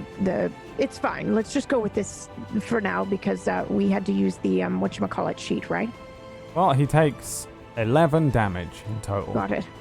As these things are like biting and snapping at each other, this strange hag-like creature's face stretching and opening like the mummy, and then biting down, attempting to bite at Toby, who doesn't give a shit, I'm guessing. No. Good boy. And then brings us to the bottom of the round, Aura. I Oh wait, no, I need to make appreciate a your whiz mom. save, sorry. Oh, Natural 1 on the whiz, so he's still slowed. Carry on. okay. Well, I appreciate your mummy reference, but I'd also like... I'm going to do what Suuna asked me to do, and I'm going to try with all my might to I'm gonna try to shrink it and stop the wind. Okay, yeah. Give me another wisdom check. Okay. Can I have buses in the chat, please? Because I'm nervous about this. Bus. You can do it. There's no need to be nervous. Okay. And you add 3 to it as well. Oh my god. That is an 8. And you fail to shrink it. As you try to summon up the energy to take control of the surroundings, you understand these surroundings and you try and shrink it, but it is now kind of intertwined with this other creature. There's an element that makes it a little more difficult for you to control as it's now part of Symbol, and you start to try and shrink it, but the control is lost to you. It's still possible, but there's an element that's making it tough, and you don't do it. The creature remains kind of within this small localized storm and tornado that's bolstering it, making it bigger and stronger. Still have a bonus action and movement though. I'm so sorry, Suuna. I can't make it shrink. While I'm knowing that it's not working, I'm going to cast Accelerate on Suuna. Okay. And you do the acceleration of time. You can move forward the wheel of time. Suuna gets 1 additional action on her turn, and we will find out what that is after the break. Oh my goodness. Go to a quick break so here. Intense. Big fight. All the boys are in. It's lucky you didn't roll a 4 on that, because that would have been 4 rounds without you guys there. So that was a good roll. And it's all popping off. Break time. We're going to head to a short break, and when we return, we'll see what you guys do and how you approach this particularly strange fight. This song is the most epic thing I've ever heard in my fucking life. Cool. Good, right? I'm just like, this is so good. This battle is so intense. I made it myself. We'll see you after the break.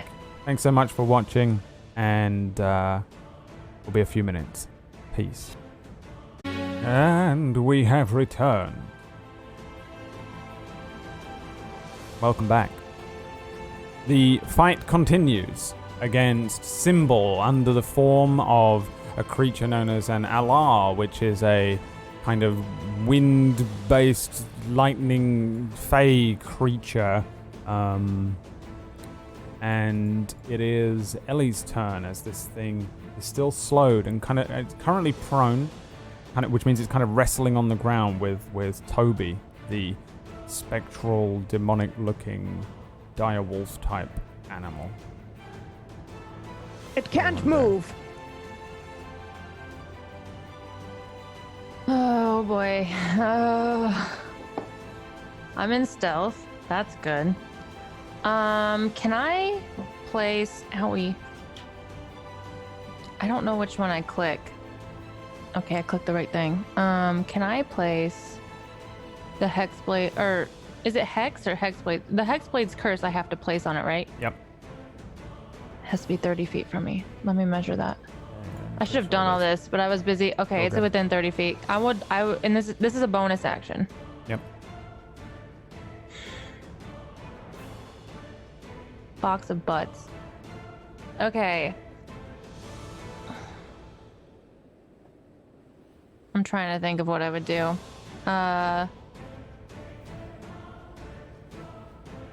Has it gone? It's gone since I arrived. Yep. Okay. Kind of tried to do stuff, but mostly got caught up. I'd place Hexblade's curse on it then. And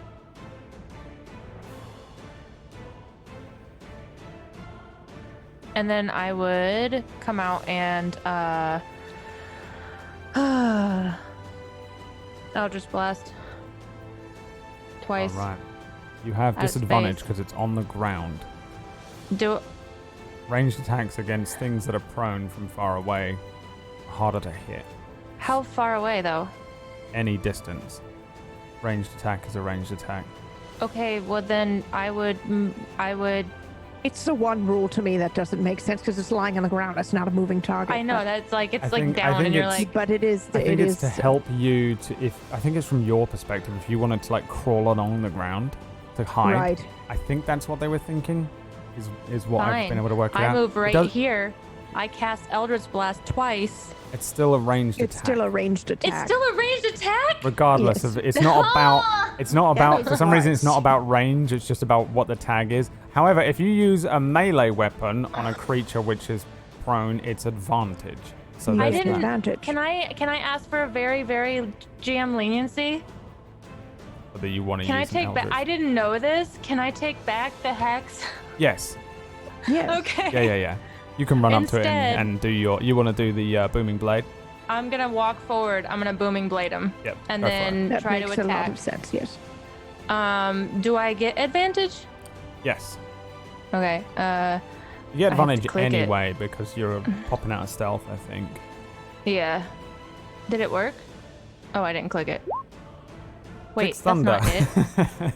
No, how do I do this? You Oh, need I have to do the dagger attack. I have to do the venom dagger. attack I am on the main page. Yeah, that's it. It's been a while since we've done combat, Oh, and also look at you're that. all supercharged up. 24 is definitely 24. a hit. You have advantage if you. Oh no, yeah, never mind. I'm an idiot. I rolled can't twice say right there. anything. Yep. Yep. Give me the damage. So the venom dagger, I give it twice. No, once. You. Yeah. You get How did I boom and blade that? stealth attack. Yeah. I get Toby. sneak attack, sneak You get attack, sneak attack because of Toby. Yeah. I'm a DM. I sneak handle all the attack. Well, rolls. I get yeah. But what? And then booming 14. blade is If it moves, right? at the 5th level, the melee attack does an extra 1d8, so 2d8, and then it takes, and the damage the target takes from moving increases to 2d8. So I roll 2d8. I think it has to move first. Well, it says, okay, so I do, it immediately takes 1d8 thunder damage. The melee Oh, attack okay. deals an extra 1d8 thunder damage to the target, and then if the target moves, it takes an extra 2d8. All right, and at 5th level, it does an extra 1d8 for each. Okay, so yeah, 2d8. So that's how much I do. So another 9. Yeah. Nice.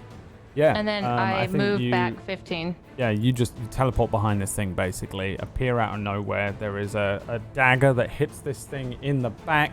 It has to make a con save, which it fails, and it takes another 1d10 poison damage.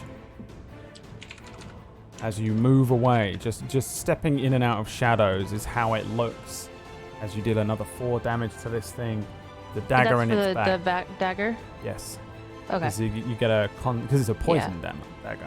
Yeah. And then you vanish back into the darkness once again. Beau, your turn. All right, so as my action, I'm going to try and summon up that minor change with Allah and hopefully diffuse the big storm that it is. So I will try with all my might. Give It's me a, a wisdom? check. Yes. Your All DC right. is slightly higher because you are not Aura, master of the forces of wind and nature. Okay, wisdom. Let's go. You do get your proficiency added to it, though.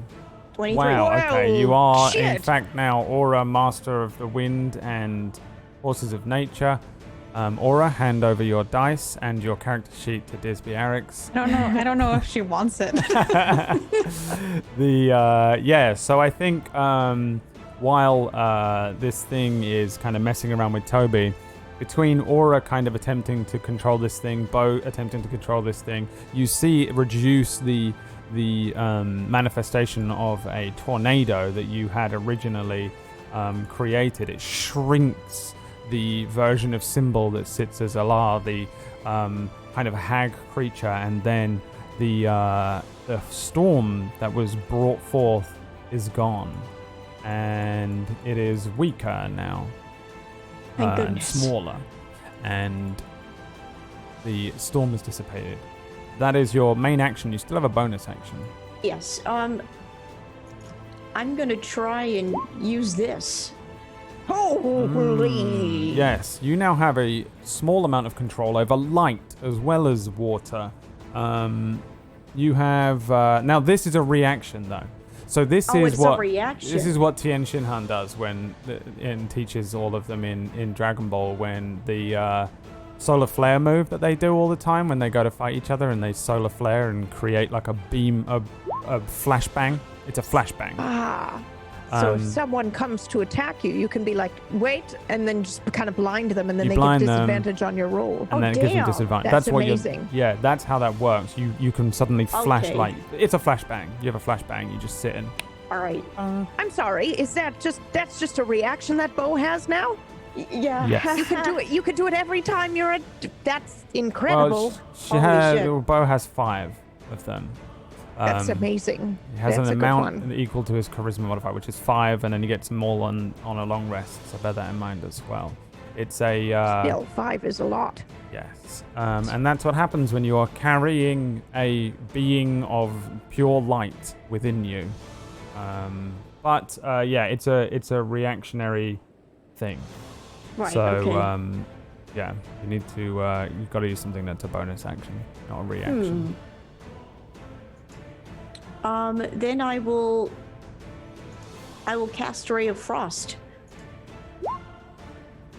Ray of Frost. I feel like that's also not a bonus action. One sec. Oh, really?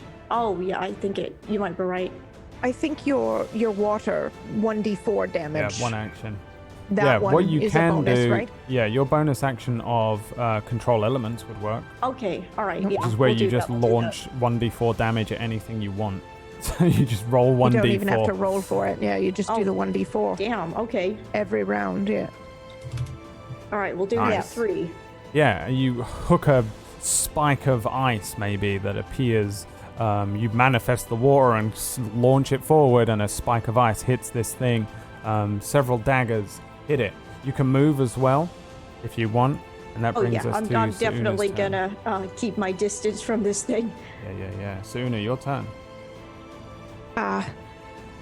Wonderful. I would like to. I'm going to cast Accelerate on Ellie. And I also have Accelerate on me, so I get 2 actions this turn. Right, okay. Ooh. Really? Yes, okay. I'm going to cast. Oh boy. I'm going to cast Mind Spike, I think. Okay. Let me just make sure that I can do that. It's not concentration. It is concentration. Please hold. I'm still here and I can hear you. I'm just going to save my hamster from jumping off the top of Yes. it. Yes, please do that.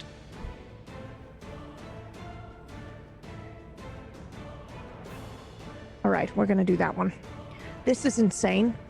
Okay, I'm using my meta magic to twin this spell, so I will be, and that's twice because I have 2 turns this round. So I'm gonna be casting this a total of 4 times. Oh, snap! Right, you're twinning Mind Spike. No, I'm not doing Mind Spike because Oh, it okay. would drop the slow. I'm instead doing Blight. Oh, Blight. God, that's worse, isn't it? Okay. Oh yes, Twin Blight. means- Jesus yes. Lord. that's right. Yep. Okay. And you just tell me what to roll and... It must Roll. make, so keep in mind, it has a disadvantage against Okay. this spell that I'm casting on it. It must make a Constitution saving throw. Ding. 14. No, that doesn't pass my spell DC, Right, so it's going to do full damage. right? So it's, what is Now, it, 8d8? Do you have to roll that twice for the twinning? Or is it the one time and then the spell just does double damage? I don't know how that works. I forget. I'm so sorry. It's the second I'm creature in technically- range with the same spell. I don't know. I'm going to say no, it just fails. So just roll 16d8. If you want to do it in one.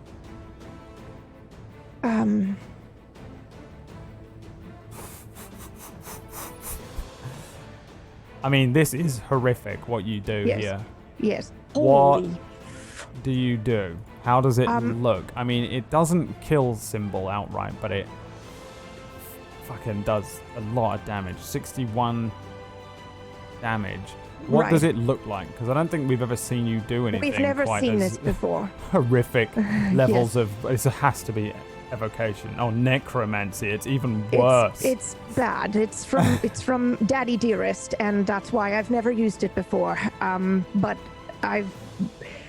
Ellie has encouraged me to embrace all of my power and use it for good and use it how I want to wield it, and that is what I am doing in this moment. And I think we see her eyes go completely dark, whereas one eye is normally blacked out, and we see both of them go dark, and she just kind of puts her hand away from her walking stick, but it stays standing, and she slowly reaches her arms out, and then these shadowy, wispy figures come out and around, and then whip around and strike Allah, and kind of like their hands, maybe in the shape of hands, and they're clawing the creature and trying to keep it or rip its flesh off. It's horrifying to look at. Yeah, and it does that. You start just ripping bits of it off, and as you like pull away at the skin and the flesh of this kind of creature, you see those lumps of flesh turn to that kind of just black, just nothingness. It's just like a dough or something that kind of turns to like a rubbery form, as Symbol isn't really a thing. It just, as you do damage to him, it's constant, just like it's like ripping bits off of a rubber tire or something, and you see those bits fall away from it. Loads. It is beaten up. You see this creature barely now kind of even in its form of the Fey creature, and more in its form of Symbol, kind of struggling still against Toby, who's biting at the remnants of it, still trying to levitate itself up. But it is still going. Great, because I have one more action this turn, and I'm going to do it again. Yes. Okay. Wonderful. Same thing? Yes, the exact same thing. All right, but you're twinning it again? I am. And that means I have absolutely no sorcery points after this, so good luck, everyone. This is all I got. Oh, 6. man. Fail. Do it again. 16d8.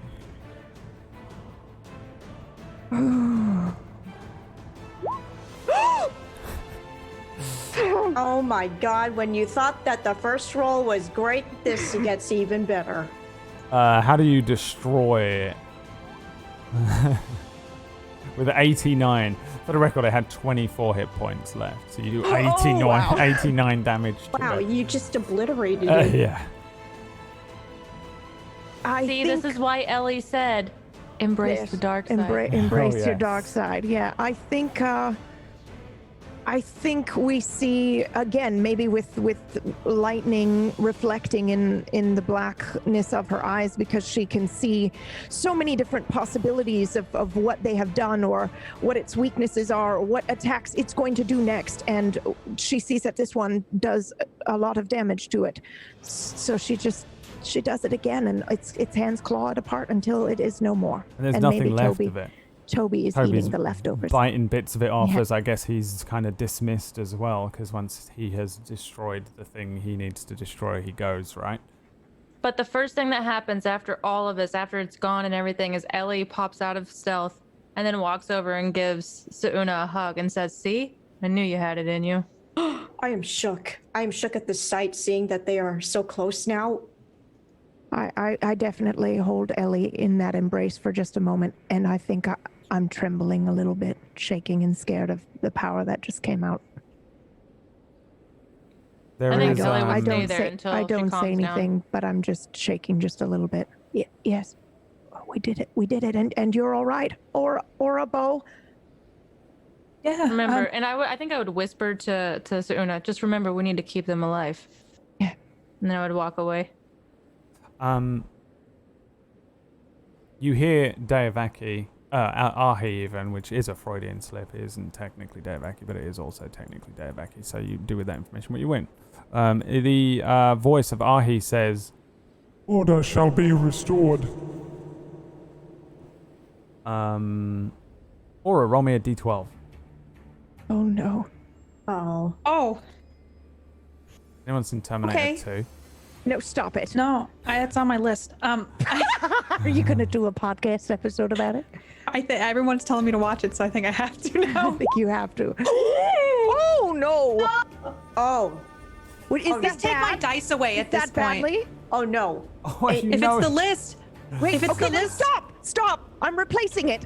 Oh! Okay. Oh no. So, Suuna, you see formulating from the parts of Symbol. They begin to bubble and melt and shift. A tendril shoots up and rips itself apart, splitting into multiple tendrils that pull all of the parts of it back together again, until eventually you see floating up out of the ground this form of this multi-eyed on stalks creature with this huge central eye creating an anti-magic cone around it. It looks Oh, no. upon all of you and begins to unleash all of these eye beams and rays. You guys all launching into combat once again. Ellie firing arrows off, Aura running towards it with a sword, Beau suddenly launching elemental things at it. This creature is a possibility. However, you No. have the ability to adjust elements of chaos, and I'm guessing now is when you do it, and you're Yes, changing it to Absolutely. I'm changing it to a 10, To which a I think 10. is very fitting. very fitting. As what happens as far as everyone else is concerned is that the thing that is formed, instead of it being a beholder, is the spider that you all encountered last time you when you first got to Dustvale. Do you remember? Oh. Oh, we remember. You Yeah, remember it, like, leaving got him out. suspended in the sky as you all fled, barely. Aura, I think, kind of all beaten up and punctured with all of these wounds as you ran from this creature. Well, the pieces Shit. of Symbol pulled back together, burst again into stalks that grow into 8 legs, and then larger and larger this spider forms and begins to move towards you. The tendrils of Symbol are still poking up out of the back of its abdomen and floating around. There are elements of the humanoid Symbol. Those 2 eyes that it has that glow a white yellow exist now in maybe 24 eyes across a small head with large mandibles as Symbol is reborn and grows again into Oh no. a spider. You remain in your current turn order, and the spider rolls a natural 20 plus its dex. And I know you don't believe me, but it does. It's a 23, which means amazingly. I'm gonna need help. As you guys are kind of taking a breather here, you turn and this spider appears, and it begins to move towards all of you. Let's see. Yeah, it's going to move here, appearing suddenly and running at each of you. Its legs trampling over towards you, Aura. You see one of these legs attempt to impale you. On a 24, I'm guessing it's going to do that. The other leg rushing down towards where you are, Ellie. And on another 24, I'm guessing it's going to do so. Let's see here. If the sand Wow. spider scores a crit, it rolls damage dice 3 times instead of twice. So let's... How close was that to a crit? Nowhere near. Wow. This is going to be hard. The sand spider, your old friend, returns. Let's see what damage it does. To you, Aura, first. 14 piercing damage. To you, Ellie. No. No? No. One of those rolls. I'm so sorry. Yeah, no, this is exactly what you do. Yeah, one of those rolls is now a 2. The one on Aura, because I love Ellie like my own daughter at this point, but I know that we're supposed to protect Aura at all costs. Yeah, kinda. All of you are required, really. If any of you die, the world will probably end. Then I Yeah, protect that's the Ellie. thing. We're all required There because will- Ellie has to get you in the door. There will I be a protect door that Ellie, Ellie then. needs to open. Aura needs to be the one that strikes the finishing blow. You are required to see the path, and Beau is the only person who can stop the snow. Oh, right. So We're all puzzle pieces. It's all a of giant you puzzle. are So there's no like required, protecting and, anyone. yeah. It's like, yeah. And I'm giving you this information as Suuna as well, by the way. Then You I get think to be without slightly thinking meta about it. here. I think without really thinking about it, I just stop. I stop Ellie from getting hit. And You just gotta save me for now. yeah, so get you through the door. transform the 24 into a 2, and then so Aura does get hit, and Ellie doesn't. Is that what you're doing? Yes, I'm so sorry. I think So, that's what my character would do. It's completely She has double all stand. good. And Can- yeah, you can do this. You're messing with me as Deavaki almost Yes. by channeling chaos. So don't be afraid to do this. And Okay, what do you want to do? Maybe. I'd like to do Hellish Rebuke again. nice. Can On you the spider. do it more than once? How many times can you do that a day? It's just under my level 1 spell slots. So Yeah, but it's not really, because it's a racial ability that you get from being a tiefling and not an actual spell. So I just want to see how many times you can do it. I'm going to vomit. It's I on the blew my main whole load page on if that you last go onto fight. your core page. So you don't have Hellish Rebuke as a ranger, you just have it as a tiefling thing. Yeah. I'm just going to take over your page because I want to read it. Infernal Legacy. You can cast Hellish Rebuke once with this trait, Oh. and then you get it back on a long rest, yeah. So Damn bear it, that in okay. mind. That's why, so that one is marked red. You see what it says? And it Mhm. says second level racial, that's what that is. Okay. So I you thought can I do could all do it the more than others. once. Yeah, sorry. Okay, well, I'll just take the damage. I mean, 14 as a leg comes down. Once again, I think there's this like horrible deja vu that hits you as this Yes. thing creeps over to you and once again impales you, probably near the same area. I can't remember if it was a leg or in your stomach. I think it was both maybe. But a leg comes down, maybe puncturing through the armor as you look up, and there's just that moment of recognition and remembering as this thing hits you. But I'd say it doesn't hurt as bad as before, but it hurts. There's probably It's still some gonna hurt. PTSD coming in It's with not this gonna be with this fun. one. Okay. And yeah, you take 14 piercing damage. The spider attempts to pierce at Ellie. Suuna, seeing a particular approach to this, adjusts the chaos. I think it's something that you see Ellie start to go like this. Like she knows it's coming and then it doesn't. And Yeah, she like peeks an eye It open. hits the ground nearby. The creature, however, is not finished unless you were going to do... What are you doing? Can we leave here whenever Um, we want? The only person who's able to facilitate that for you in an instant manner is Aura. You guys can Right. use the bath, but she's still the only person that can open portals. Got it. All right. Thank you. Um, That was me just asking my own brain, I guess, because that knowledge is I'll- there. All right. and I'll say this, Aura, you were in the midst of travel when this happened. So, I don't know if you... Would I not have the ability to pull because I haven't had a long rest? I think you Can would... create an exit. It might not be the best idea. It probably would not be a good idea. Okay. I think you know that much. You know, Okay. you were driving along and a truck pulled in front of you.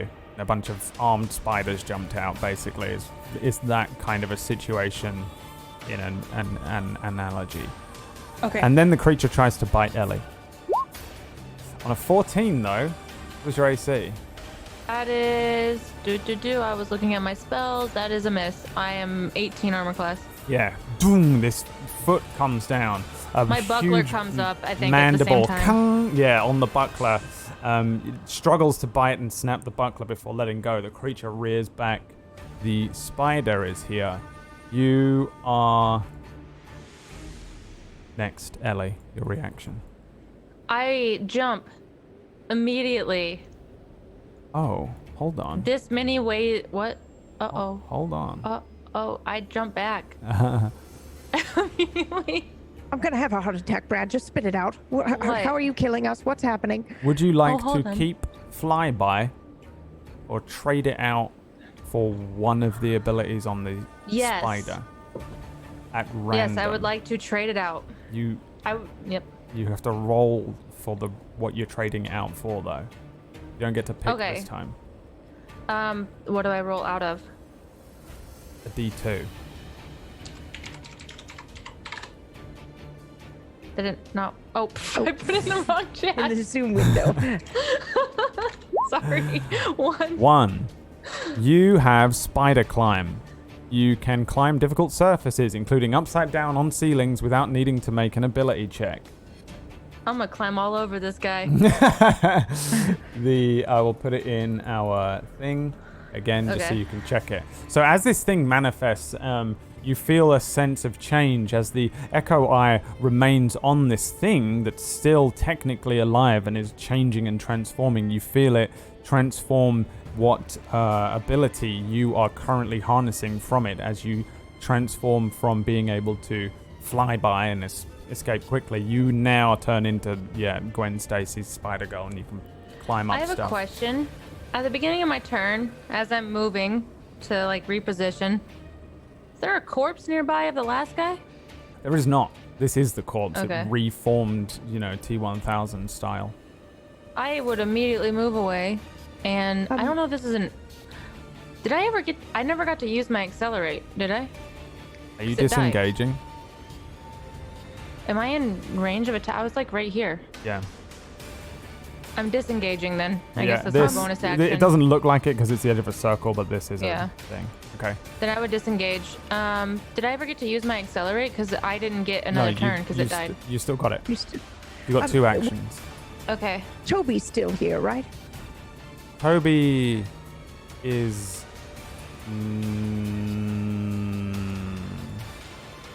Still the same bad guy. It is, but it also isn't. There. Wait, let me Um, make sure I'm right. While you I'm do gonna this. say yeah. I'm gonna say Alright. because was Symbol his target? Yeah. If I remember correctly, Well, Toby's like over here. Yeah, no, Toby's here. Yes, I. But did the spider move then? All right, Yeah. Toby's here because it's just easier. He's still attached to the bit of flesh that dragged him over to the spider. All right. We'll go so with that. I move over with my accelerate. Well, not with my. I disengage and I move. I still have 5 meters left, but it doesn't matter. I cast darkness on myself, Okay. so no one should be in it based on where I'm at, because it's 15 meters radius. Oops, I almost moved myself. And Beau is 20. I cast darkness on myself, and that's to give myself. I don't have to go into stealth, and I have Devil's Sight, and Yes. I am obscured from him. Yeah, it's Menor. And yep. so I cast darkness on myself, and I'm gonna just give you an aura of. Let's go with Oops. this color, and it is 15 feet. Did you say? How do I cast? 15 feet. Yes. Yeah.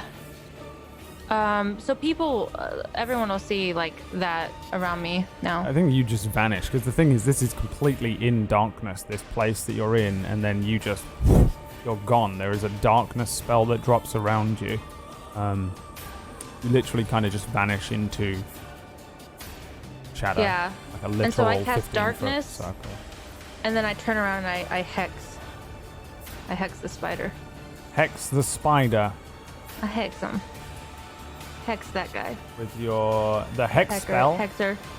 Yes. Yes. So that's both my spells, and it's cast at level 2. Both of them. I don't know what that means, but it's cast at level 2. I don't think it matters for hex. Wait, Has to be Brad. third level. We never got to RP this. I forgot. Aww. Anyway. Hex is a bonus action, not a main action. Oh, you can't use it as a main action? unless you want to have used your disengage as a main action, and then your bonus action as this instead. Because as a rogue, you get to be shifty. I want to be shifty, and I want to get as much damage as I can next time. Okay, so yeah, that's the way around. We say it's been done, and then you place a curse on it. So you have to choose an ability, and it has disadvantage on ability checks with that chosen ability, and that is Strength, Dex, Con, Int, Wiz, or Charisma. Which one do you want to hex him with? Suuna is Wisdom? Most magic saves are Wisdom, yeah. I want to go whatever is the best for Suuna, because... Wisdom. Yes, Wisdom. Okay, nice. And then, yes, so it has disadvantage on all Wisdom stuff. So remember, because I will not. Now, you look like you want to say something. So, What, me? Yeah. Did you want to say something? How do you said we can get out of here using the bath, but I don't see a bath, do I? No. Do I mean, sorry, I might have said it wrong. When you're in your boundary, any of you can use the bath to go anywhere. But so we can't leave here right now. Only Aura Without has Aura. the ability to Got open portals. She's Okay. literally the planeswalker, and none of you are planeswalkers, right. so you can't do it. She could technically open one, and you could bounce, but she also was in transit when she came here, and they still interjected her. Also, I mean, it would be no different to what you did with Igan. If you remember, Right. she made a portal, and then you guys all Yes. bounced out from Yes. there. It would be a similar situation where she would open one and get out. Right. Yeah, that's it. All right. Or are you able to get us out of here? Yeah, but I don't think it's a good idea. Are you sure? Why not? We were going somewhere, and then he stopped us. He stopped us, and now we're here. But see, I don't know if he's just going to continually become new things. I mean, I can try to open a way out, but who's to say that the next room we enter isn't the same thing? Well, I guess so. All right. I can Everyone, try. Be careful. Because Brad, you said I had a feeling that it would not be a good idea for me to open a portal and leave. Yes. Correct? Okay, So I'm afraid all I can give you. that's fine. Yeah, mate. Um, I just wanted to make sure we all knew that. That's all. yeah. Your detect portal ability is now make portal, by the way. I think you know that, but just so you know. You don't need to worry anymore. You guys are ridiculously strong. Oh, your turn. All right. I'm going to cast Healing Word. Wait, I'm sorry. Did Ellie get both of her turns there? Yeah. Okay. Yeah. I did two. That's right. 2 spells. That's right. Sorry, Beau. Oh no, that's all right. I'm going to cast Healing Word on Aura. So like a gust of wind, as I call out, bada boom, it'll hit her very gently, healing all her wounds from the spider.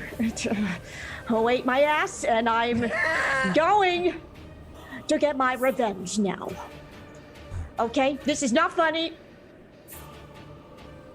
I am going to use Ice Shard on this some bitch. Ice Shard. Okay. What in God's name is Ice Shard? What did I give you? What have I done? You create and fire a magical shard of ice. Edia style. Literally, yeah, the end of disc 1. We are in the end of disc 1. Let me find where I put it. I think it does some stuff though, right? I just want to remind myself. Can you give me the blurb? It's the little speech bubble in the spell. I mean, it might just be damage. I can't remember now. Elemental stuff is elemental. I think it's just damage. Yeah, it doesn't really. It doesn't have a speech bubble thing. Yeah. Okay. All right. Well, 20's a hit. Give me the big dams.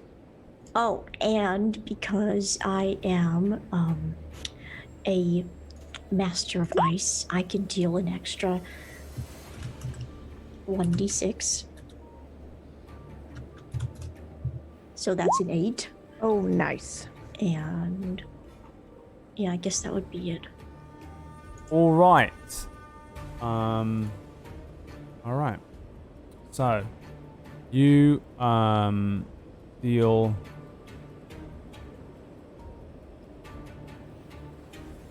It's another 2d6 as well, I think. Oh, another? Oh. Oh no, here it is. Hold on.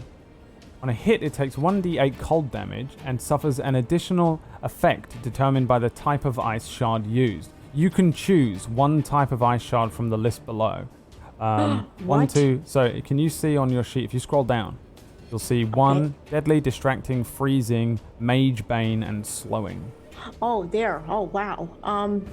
Okay. Well, shit. I knew this did some weird stuff. I remember it being interesting. Okay.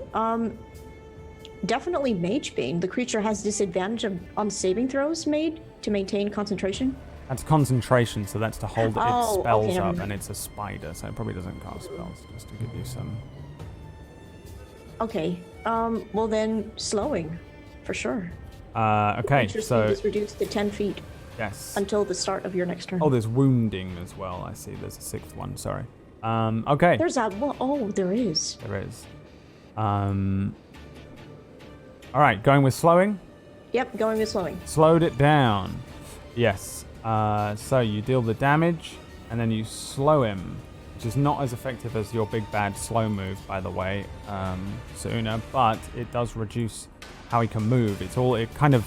You see this ice shard strike the creature, and then some of its legs freeze over as it begins to slowly move in place here. The elementalist Beau. You want to move? Yeah, I'm gonna move just over here. Nice. And that brings us to you, Suuna. I would like to. Right. I would like to cast Frostbite, please. Con save coming in. 21. Oh, no, it has disadvantage, so it's a 5. It is a 5. So yes, it will take that damage. And then... Wait, why does it have disadvantage? Because Toby's next to him. Toby. Disadvantage on any spell I cast. No worries. Yeah. So on a failed save, it takes 1d6 cold damage, but it will have disadvantage on its attack roll before the end of its next turn. Okay. On its attack roll or on all attack rolls? Next attack roll. Okay. Before the end of its next turn. All right. So you deal 6 damage and status effect. And anything else? That's correct. I do believe I have a bonus action. Please hold. Mm-hmm.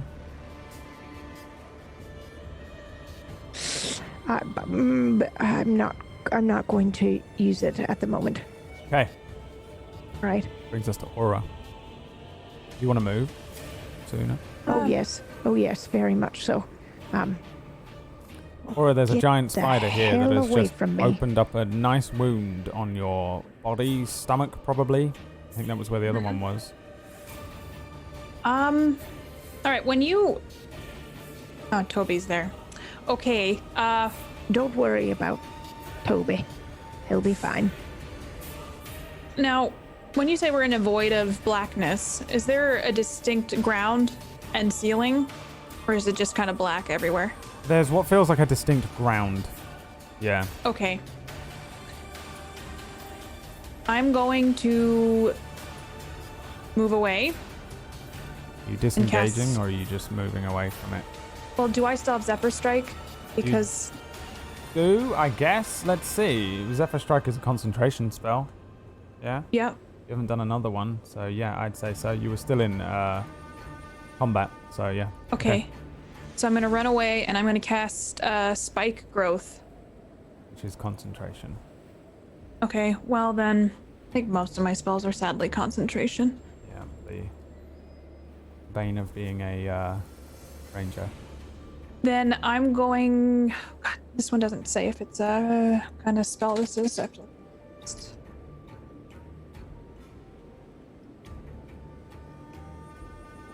Okay,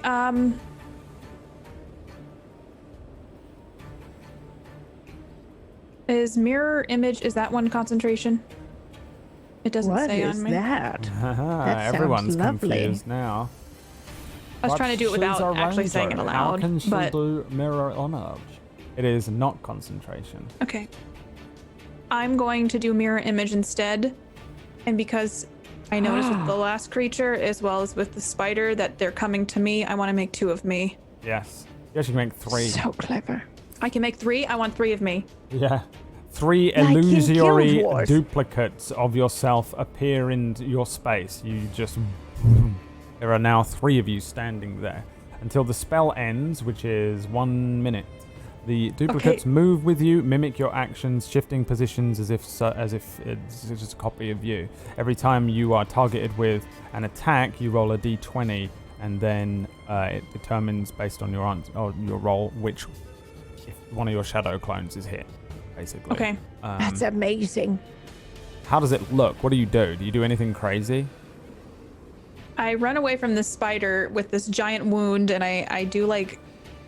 In my head, I'm like, I know I'm going to cast mirror image. And so I do like a tuck and roll. So it's so fast that all of a sudden these 2 other things just separate from me. And it's like I stand up and now there's 3 of me. So it's kind of like the cups moving.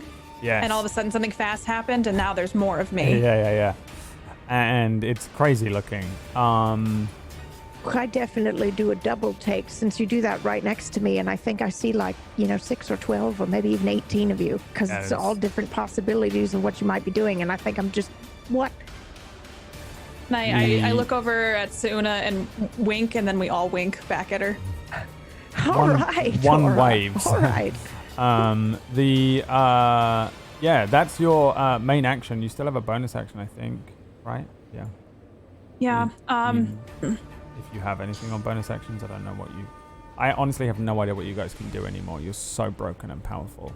I love it. You have to... Only you have the answers. This is getting more and more on you. I think that's all I'm going to do. I'm just going to ready up for whatever this spider's going to do next. Okay. 1 leg. Just a gentle reminder that Toby is not in this turn order. Doesn't he go on your turn? No, he has his own turn. Oh. When? You roll his initiative? I did, yeah. Maybe when you removed him and then re-added him back. Hold on, let me just scroll up. Toby, what was your initiative? Oh, just go on with the next turn and I'll find it. No, you can get him. Do his turn now. Okay. Well, he'll just attack. All right, give me the attack. But Aura is gone now, so he no longer has advantage on this attack roll, correct? Yes, okay, bite. 13. Miss. Bites into the leg of this thing. It bites it, but this thing is big and armored almost, natural armor. As he kind of growls and rakes at this thing. The spider is going to move away from him and head over towards where then he'll attack Aura again. is. You get another attack with him, yes? Yes. What is his movement actually? Maybe he can't make it this far. And he's slowed, remember, from Yes. Beau. You can only get to here. Still 18. can only get to there. I don't think he can do anything. Oh, he can. Wow, okay.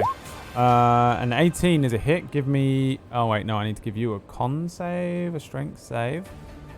Which is a 19, which is going to be higher. So you deal... He does bite a fleshy part of this spider. Taking out a chunk of flesh from it. As this thing moves slowly away, the ice breaking off of its legs from Beau's slowing attack. It doesn't move as far as it wants to, but it does have 10 feet on the reach of its impaling legs. One of them comes down towards you. Aura, roll me a d20. Okay. Oops, sorry.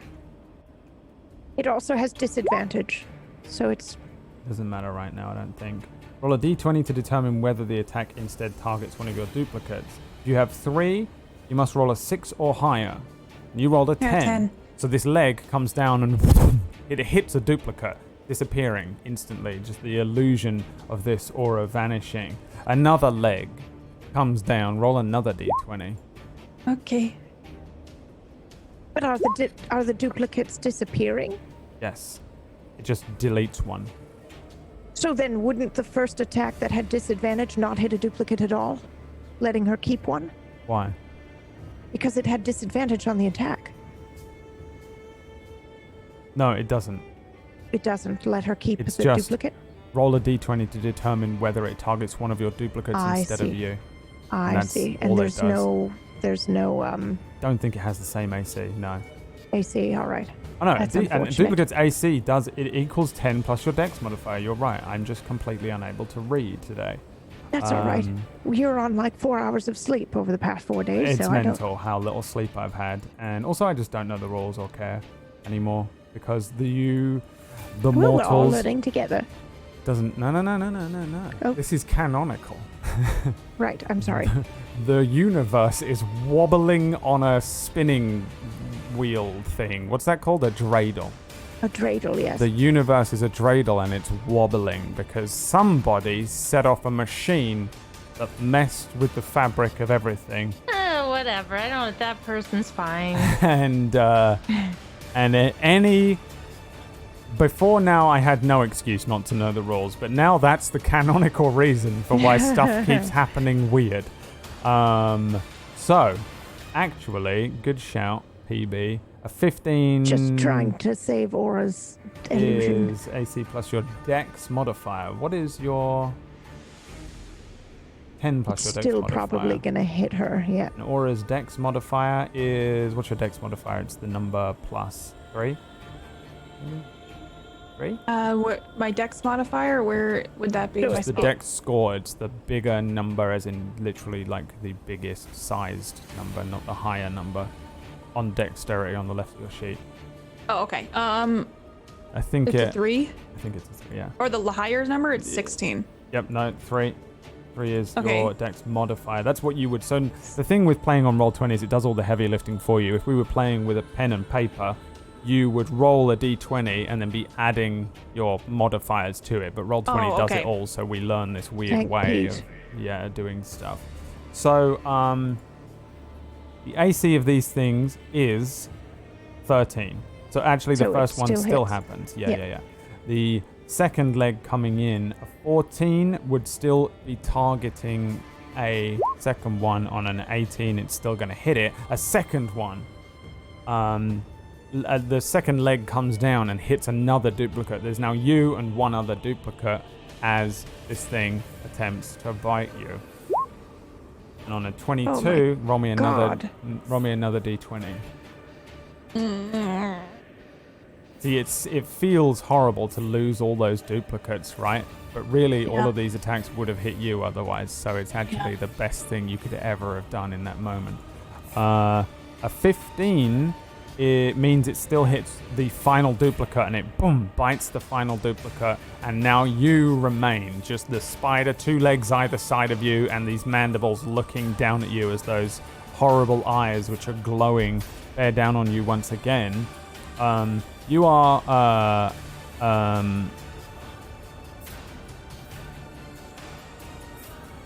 yeah, you know what? Yes, that still happens. Ellie, it's your turn. Okay.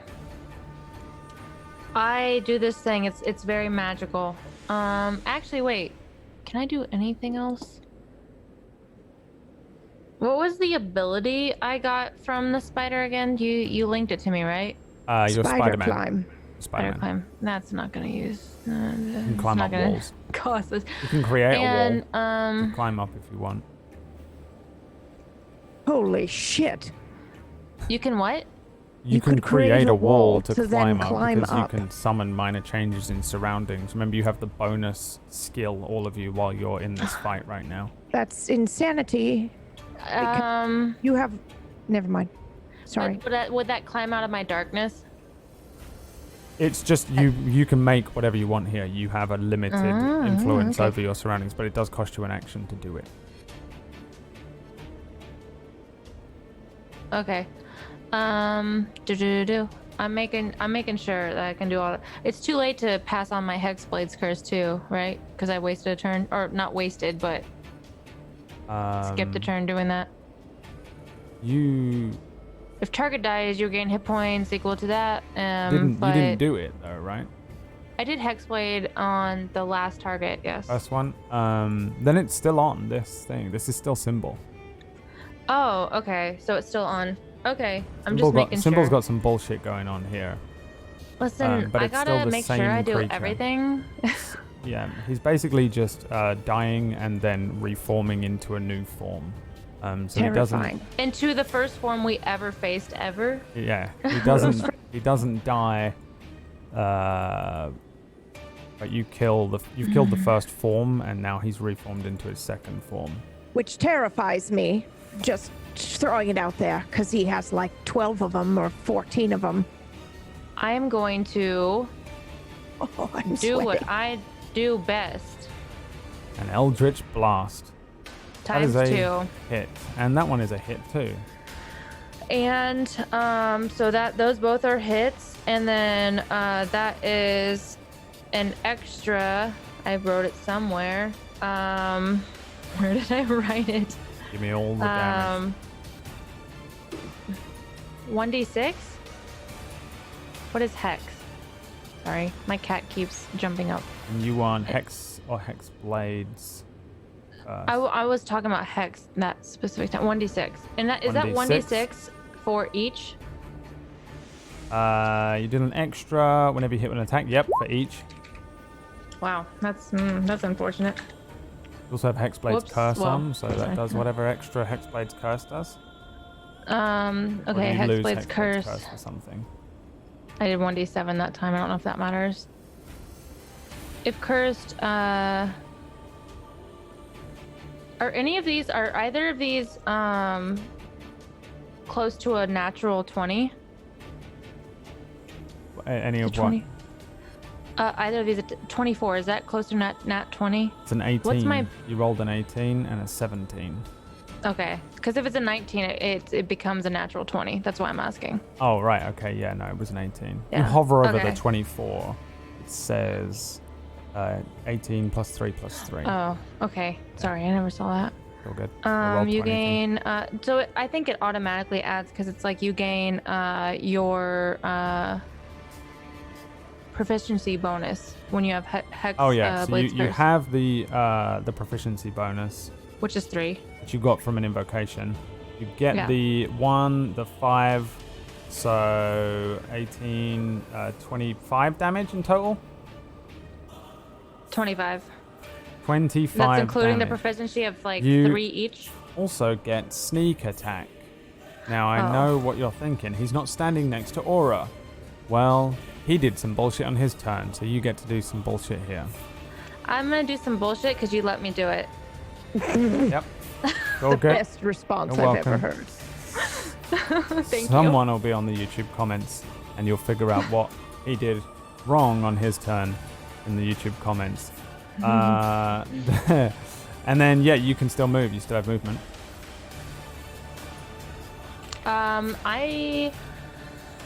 So he doesn't know where I shot from. I'm gonna move slightly away from Beau because I see that he's kind of getting close to the cloud of darkness that's surrounding me.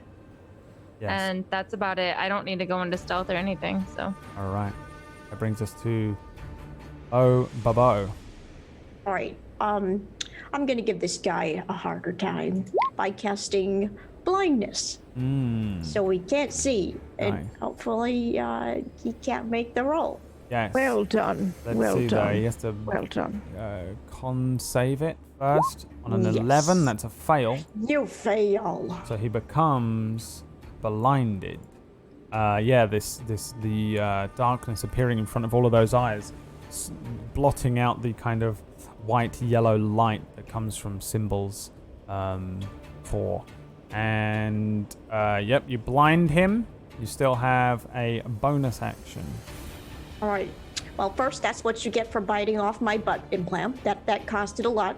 I will never forget that happened much earlier on in Dying Order. For those of you guys just coming in for the first time, so I have a deep grudge with this sand spider. I do, and the next thing I'm going to do is cast Bardic Inspiration on.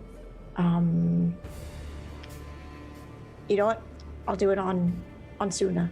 She's next. Suuna, Bardic Inspiration from you. All right. For you. And it is your turn as well. All right. Great. I'm going to. Oh my.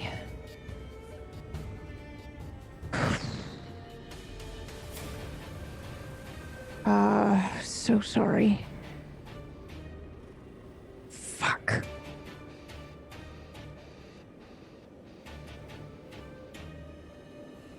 All right, I'm going to slow it. I'm going to slow it. Okay. Please, for the love of Pete. And that is a whiz save, yeah? Yes, and it Disadvantage. does have disadvantage on that, thanks to Beau. Wow. A 2 and a 3. Great. So it is slowed. Yes.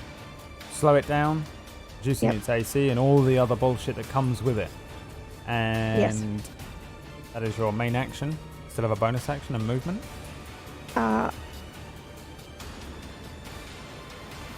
Yes, I'll move. But that's it. Okay. If I could see the. There we are. Brings us to you, Aura. Man, I am running out of stuff. I think we just have to go tried and true with this one. I'm when Suuna says that, I'm just gonna pull out my sword and I'm gonna start trying to hit it.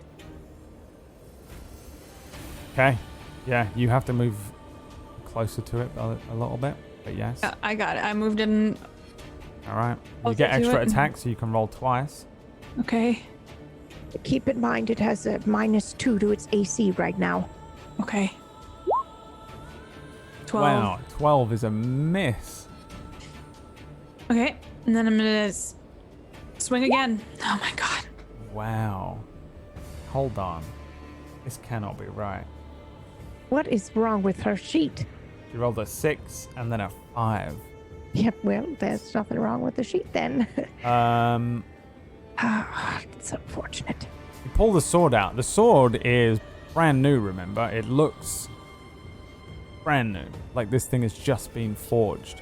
It crackles with a particular energy. It hums. There's almost a song coming from it as you swing this thing. The creature, which is blinded and slowed, seems to still react to you running towards it. It doesn't look as if it knows where you are, but it has a general sense that there is something coming towards it. And as soon as you swing, assuming that it's blind and it can't see you, it lifts its legs away from you as if it knows there's something nearby, twists itself around, causing you to swing and miss twice. You still have a bonus action if you want to move. Yeah, I'm gonna move. I'm gonna. Hold on.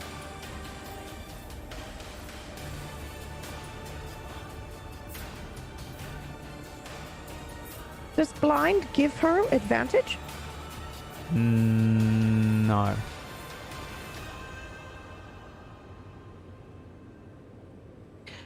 Can I use, actually, I have something on here. It does say it gives advantage to the attacker. It does, but it's not fully blind. Oh, right, okay. I'm gonna use Ethereal Step. As a bonus action, you can cast the Etherealness spell with this feature without expending a spell slot. But the Okay. spell ends. Ooh, what's this? Give me the etherealness blurb. If you Okay, can. what do I click again to do it? Because every time it asks me to roll. So on the spell there should be I think you No, you're right. Where is that? Where did Yeah, that go? I feel like it's gone. No, you're Oh, right. It could be a bug at the moment, I guess. Okay, I'll just read it out. I can see it here. You step into the border regions of the ethereal plane, the area where it overlaps with your current plane. So you move into another plane briefly. During this time, you can move in any direction. If you move up or down, every movement costs an extra foot. So you can move at half speed around. What? You can see and hear the plane you originated from, but everything there looks grey, and you can't see anything more than 60 feet away. While on the ethereal plane, you can only affect and be affected by other creatures on that plane. Creatures that aren't on the ethereal plane can't perceive you and can't interact with you, unless a special ability or magic has given them the ability to do so.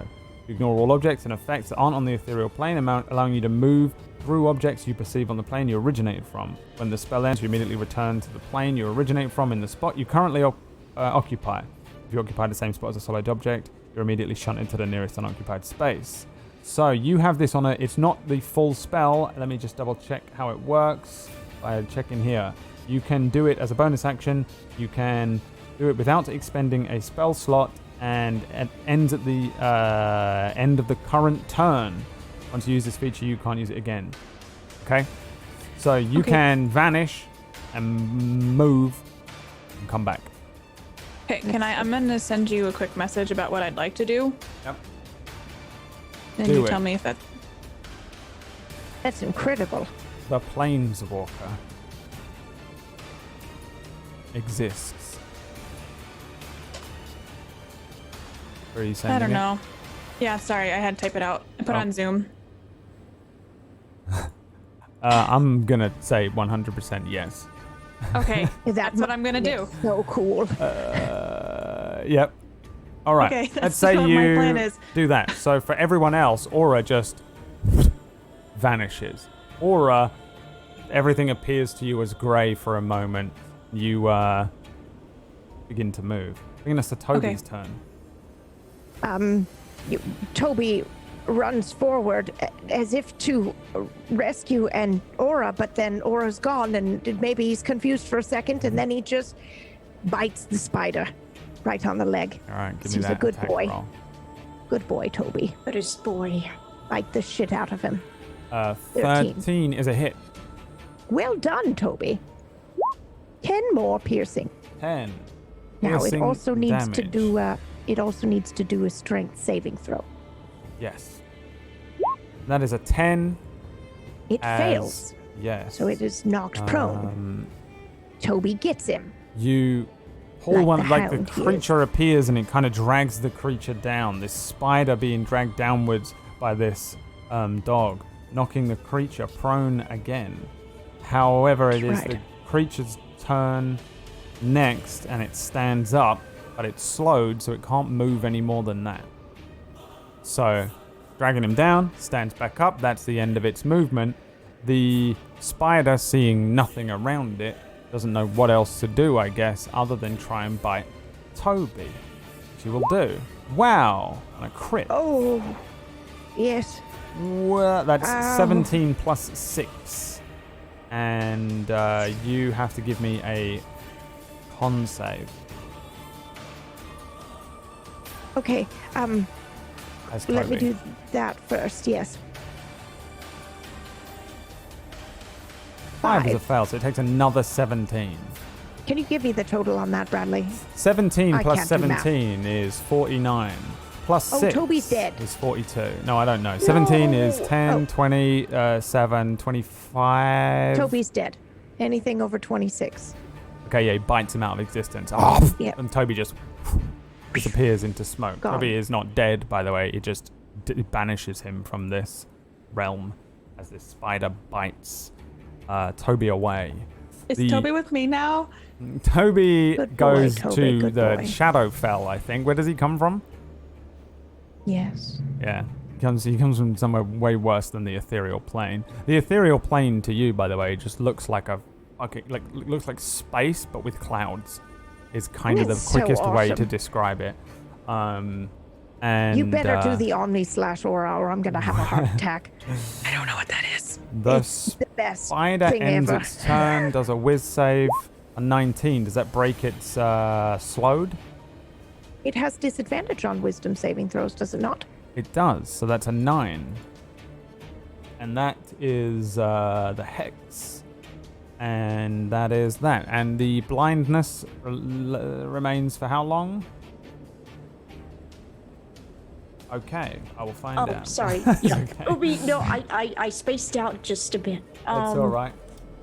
I think you need to make a roll. Let me just double check. Con save on a success. Yep. So this one he doesn't have disadvantage on. That's a 12 against your spell Yeah. save. Is almost definitely Didn't going make to it. remain. Yeah.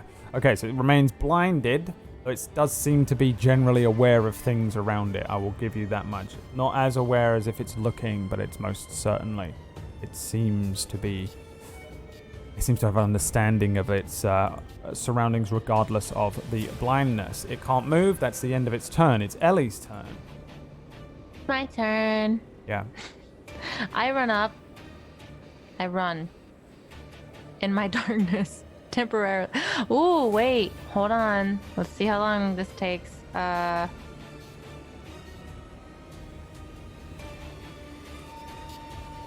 Okay, I think I might be able to get out of range of Aura. I'm gonna run up and booming blade him.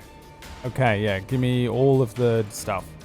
So Aura is I have not to do. currently next to it, so you don't have sneak attack.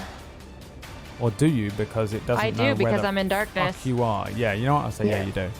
I run up and he's in darkness. Aura, I think at where I'm at is not in darkness actually, and neither is Can't Beau. see her anyway, though. Aura right? is on another plane of existence right now. Oh, She's right. Yes, you don't wandering have to through worry the about it. ethereal plane, just I think like the darkness spaced out like she's on passes. DMT.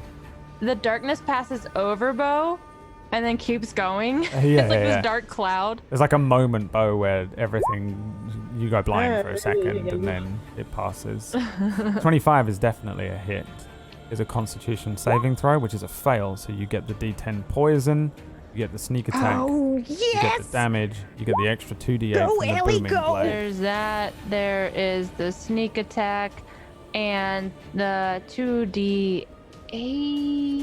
I do not envy you, Bradley, having to do all this quick math. Okay. Roll. I can't even can't do do it. I'm so bad 2d8. at math. Plus, there's something else. I better than have me. to give. Go, Ellie, go. So that's Go, Ellie. 25. Wait, let me. the venom That's a six. dagger. Have you rolled that yet? No. It's the hex. Oh no. Okay. You get well, an extra whatever it is. whatever it is. Hex What is is 1d6. 1d6. Okay. That's 15, Such Pain in my 25, butt. 30 damage. Yeah. Is that right? I think it's right. 30. It's 30. Yeah. How does it look? Well done. How would you just appear in this darkness? Like, because we can I see think you. No it's one else of can those, see like, what's you happening. know when You're- it's like a situation where it's like the darkness is rolling over you, and then suddenly you see this thing visible, and they stab you, and then he'll get an opportunity of attack with disadvantage, but she's gonna move 5 meters back. All right. It's blind, though. I don't think it will. Blind. Oh, does it not? It does. Right, because it's a spider and it does vibrations, right? It's got tremor sense, so it Okay. can sense Yeah. where you are to a degree. So But it does will get disadvantage, right? have disadvantage because it can't see you, double can't see you. So I'm going to give it 1 on a 16. No, Sorry, wait, see. No. your AC is 18. 18.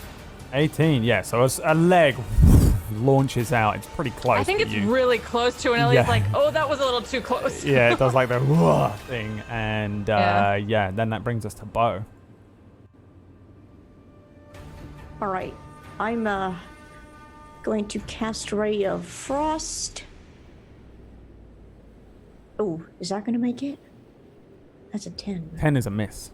Oh, shit. It's in darkness as well, right? Oh, boy. Yeah. Well, It's It is vanished. in darkness still. It is. Yeah. It is. So I am I- literally in darkness. I think if you were on a different angle, you might see one leg. Like maybe Suuna can see the edge of a leg in just Yeah. this darkness that's appearing around where I'm Ellie You can sorry. also see through oh, darkness. it's fine. It's so- all good. Well, is. You see through magical darkness. Yes. Luckily, he can't Yes, get I you can. either. So you can see it. Yeah, you're good. All right, Beau. Yeah, you have a bonus there's- action. yeah. My Oh, wait a minute. Did I recast slow on it? It can't react. I thought it had the mini baby slow on it, but I did cast slow on it. Oh yeah, it's slowed. My Yeah, it can't react. apologies. So it doesn't matter because it missed anyway. But yeah, you're correct. Yeah. I'm sorry. Chat Yeah. caught me on that one. I thought it was still baby slow. I did cast it. Burp. Brain fart. Yeah. All right, then as my bonus action, I will cast Bardic Inspiration on Ellie. All right. Ellie gets the Bardic Inspiration. Suuna, your turn. Great. Yes, I will attack it then. Let's see here.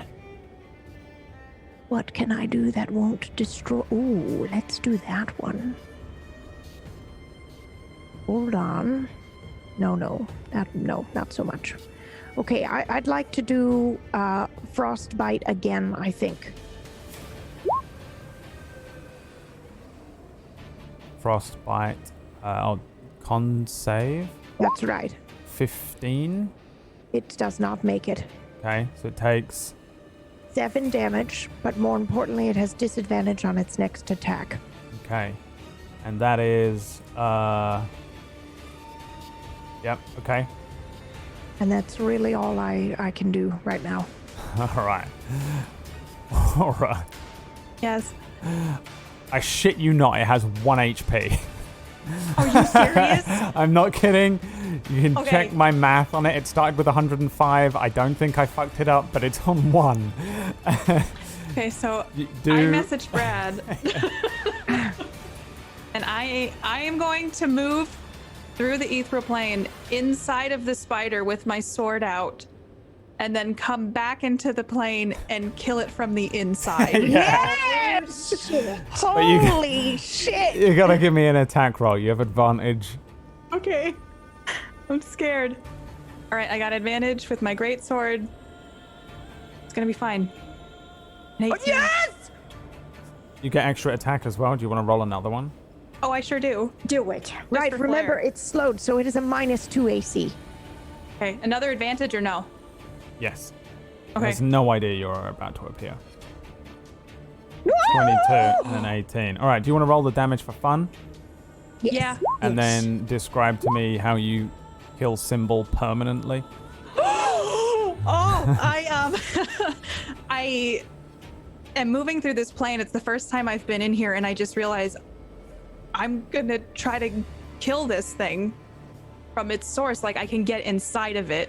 So I move over into what I know is Symbol, but is also this spider, and it's like those waves again. Like the universe ripples, and then like color starts to come back into my world, and I have my sword out, and I literally do nothing with my sword. I'm just standing there with it, and it tears its stomach out, and I fall out, and then I bring the sword back up into where I assume its heart is, and I lay underneath it. And what I picture is it shrinking from the spider to Symbol, and Symbol just starts to go limp on my sword. Yeah. The form of Symbol is destroyed. The lights that shine from its eyes flicker out.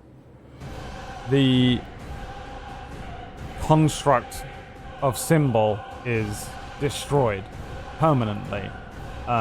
It cannot recover from it. It is dead. The crew here have won. And that is where we're going to end today's session. Oh my god. I would just like to say I'm staring wide-eyed in wonderment at Aura. Like now, the prophecy. I understand it now. feel- Like she has She to. is the she's one. the one. She is the one. I feel like Ellie's like this, like she's in a shadow and she's like watching it because she can see through all the smoke and everything, and she's like, I'm ready for it to come at me, and then this thing pierces through it, and Ellie just like, or not. Just like, See anything? casually, is like, It was all in right. The darkness. Uh, Lame. Ellie, your Echo Eye is upgraded. You can take any one of the things that you have seen and had permanently. And that, Whoa! What? So the original one, the spectral thing, or the spider climb, or the flyby, or whatever, you can take it as a permanent mimicry, depending on the word of the chosen mimicry will depend on the frequency of use, and I'll work that out for next week. That's what you were that's what was happening after seeing Symbol, the ultimate mimic. You now can pick one. So we'll work that out between now and next week, which one you want to keep, but you kind of have it. For example, if you took Holy Spider Climb, shit. you just have it on all the Does time. it count in this for all fights or just this fight? No, you get it For- permanently. Yeah, it's a permanent thing. So no, you no, still no. have I'm the asking, like, can I take just things from this fight or from any fight? any fight. Based on She I know what already I'm taking. knows. I already know what Aura. I'm taking. You, your sword, now that you've used it, has a thing called Season's Blessing on it, which is a magical enchantment. It now deals a crit on an 18 or higher. That wasn't an 18, even though it looks like it. And upon a successful critical hit, it explodes in an effect based on a random seasonal effect. You roll a d6, and you either do spring, That's amazing. 3d10 of water damage, summer 3d10 of fire damage, autumn 3d10 of radiant damage, winter 3d10 of cold damage, or wind 3d10 of force damage. If you roll a 1, you just get a standard critical hit. So you get additional 3d10 damage. It hits so damn hard when you get a crit now. It's crazy. Oh. And that's a thing that you now understand because you just needed to use it. Use it properly. You just have to use the sword, and Yeah. that's why it looks new and stuff. It's been upgraded and enchanted. Yay! So that's you guys done. You remain now, however, in the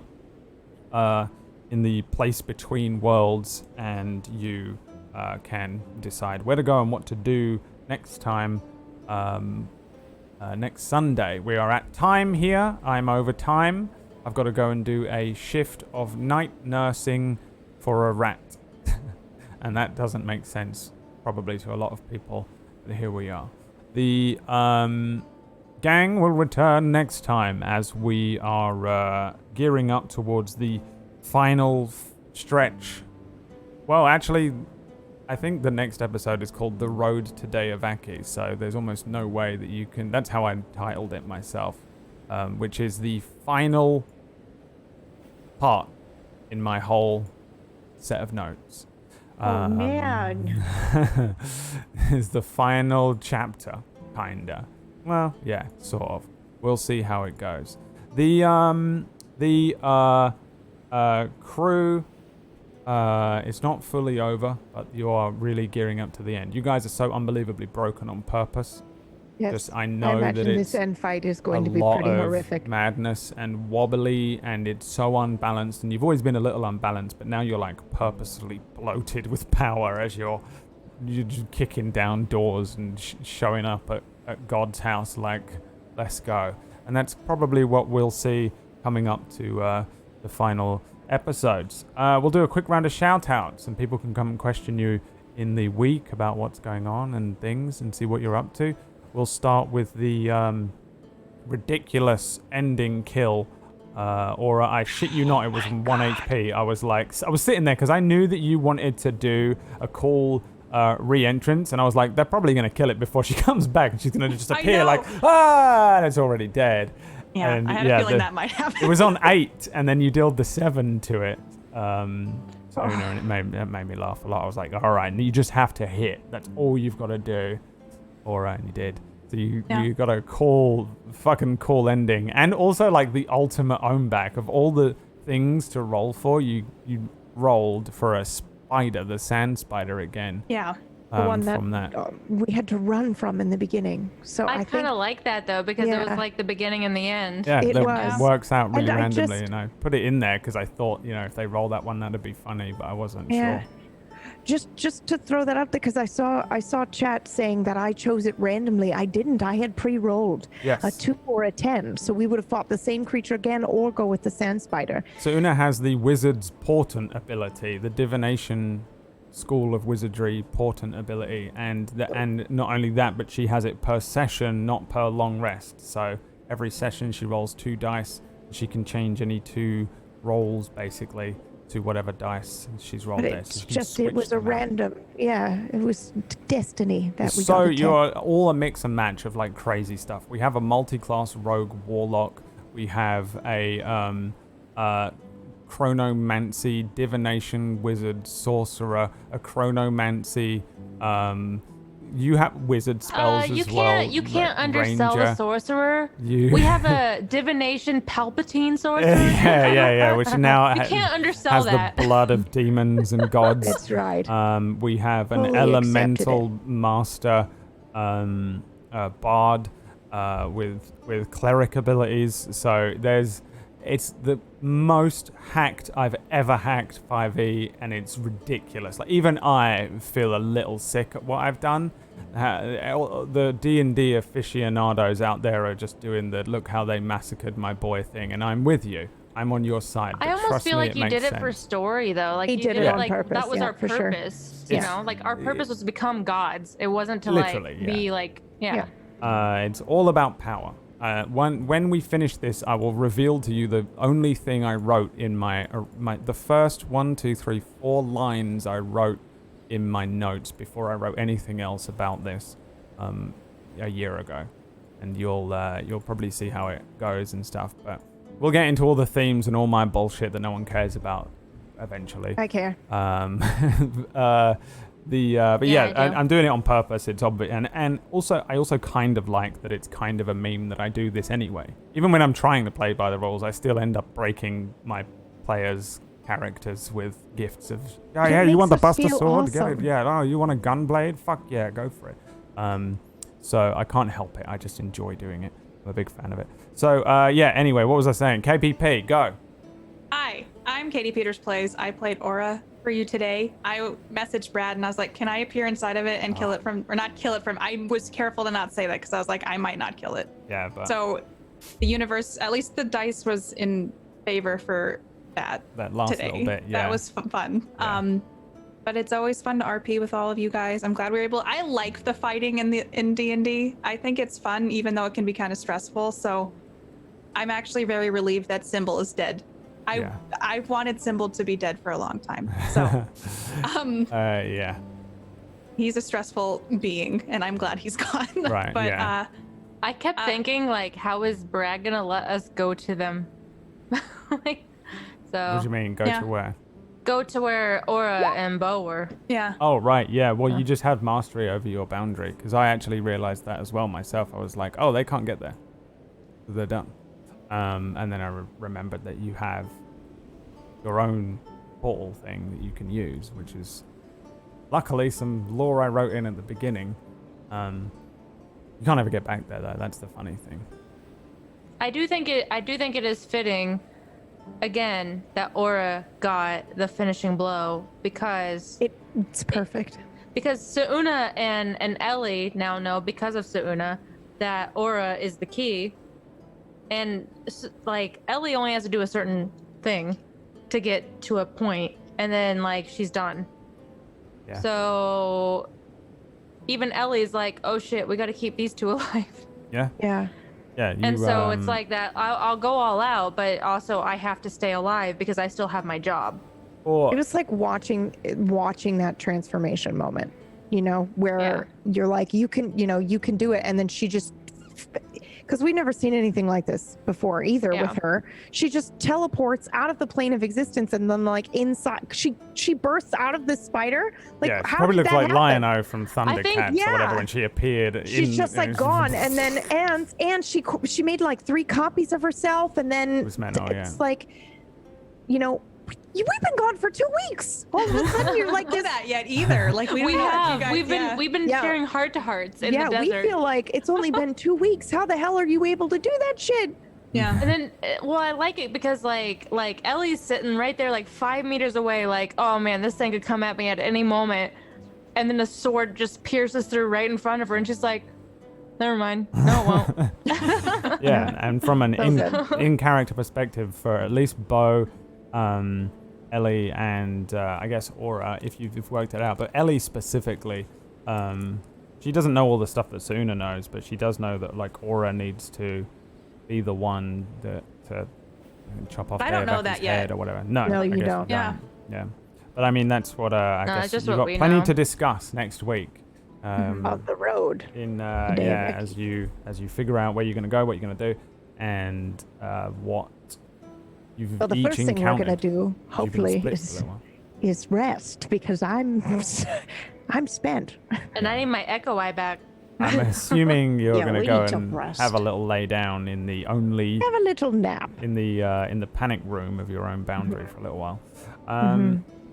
Yeah. Well, we'll see. We'll see. What about you, Pocket? What's going on? Where are you at? Where can I'm people playing find Terraria. I'm back to streaming. I want to do. Terraria is a game I let pass up for so long, and then I super got into it, and now I'm trying to get to hard mode and beat all the bosses, and I've just been kind of having fun and chilling playing that. And it's the game that one of the games that I started out playing on Twitch 10 years ago, and it wasn't very established. And now I kind of want to like beat the bosses and the content now. And we're playing on the one where if you die, you lose all your stuff. It drops. It's not fun. Yeah. It's not fun. That's the curse of. It's fun, but it's not fun. Right. No, but that's what I've been playing, and I'm still in the process of setting up my apartment. I moved, so this is one of the things I look forward to. And I couldn't even have expected this kind of ending based on the beginning. But now we have beaten the spider, Aura is the badass, Suuna and Ellie love each other, and Beau still gives me inspiration. Yeah, and even if it's only by magic, you are inspired. Oh, okay. I am. Thank you. Yeah. What about you, Disby? Where can people find you when you're not dressed as Beau? Beau. You can find me at DisbyRX here on Twitch. I play a bunch of variety games, mostly horror stuff. I just beat Maid of Skur, which was a folklore horror game, which was pretty interesting. Heard that was pretty good. Yeah, I highly recommend that to you ladies if you're looking for a new horror game to play. So yeah, if you like that sort of stuff, come hang out. Thanks for the awesome episode today, guys. Holy cow, you were all super OP. Yeah, I thought it was high time for a big bad combat episode where you fight something that was supposed to be difficult, but also who knows. Who knows, depending on what you rolled and stuff. That could have gone so many different ways. It's insane. If it wasn't for the portent, you would have been fighting a beholder. And I will say this, I have a 100% kill rate with Beholderkin as a GM. I have never failed to kill a player character with a beholder. Or I killed one with a spectator, which is another beholder thing. I almost peed. I saw that and I was like, no, dear God. It was a great I use. would have loved the Beholder to come out for Ellie, just to be like, I transfer the skill now. Oh, What yeah. does he do? Well, beholders actually have some weird shit, actually. It probably would have been quite strong. Let's have a look at a beholder real quick. Beholder. Oh, High of I E. would love to know what I missed out on. What do we it's have? bad. Beholder. Do I have a beholder? Can I see a beholder? Our survey says no. Because I can't type beholder, because I can't type anything. Let's see what However, beholders can if do. you had been able to echo eye a beholder, holy shit. Oh, dude, you would have got an anti-magic cone. You would have suddenly had an anti-magic cone of 150 feet in front of you, and at the start of each of your turns, you can determine which way to face the cone. So it would have been so OP, it's crazy. Yeah. And but we probably would have died. yeah, you I still Would've love died, the fact that would have ended the whole I got campaign to right show there. off darkness today, where Ellie goes into darkness and can perfectly see through it. Yeah, it was cool. So, while away from you guys. Someone else can see through it. Suuna, where can people find you in the week, PB? Ooh. Hi, I'm Pumpkinberry, and I played Suuna for you today. You can find me at Twitch and Twitter at Pumpkinberry. You can also see all the other crazy cool projects that I'm up to at pumpkinberry.tv. Holy shit, that was amazing. God, that was so good. Okay. That's all I got. That's all I got. It was good. Yeah, So, you want to take the regeneration as Ellie? I want to take the thing that I took from Merkel. Yeah, where you. I want to be Merkel. And if you take damage Is that- from water, you don't regenerate. But at the start of your turn, you get 10 hit points back. So she can only be killed by water, though, right? She can only be killed by if she takes damage to water. Let me just check. Yeah, it's the Malachite only die if it doesn't regenerate. Yes, mental. So at the start of that round, she has to take damage from water in order to die, and then she gets 10 health points per round. Yes. Welcome. That's the one I want to take. Her finishing blow must be done with a water attack. You're a vampire. You finally did it and became a vampire. You are now a vampire. Yeah.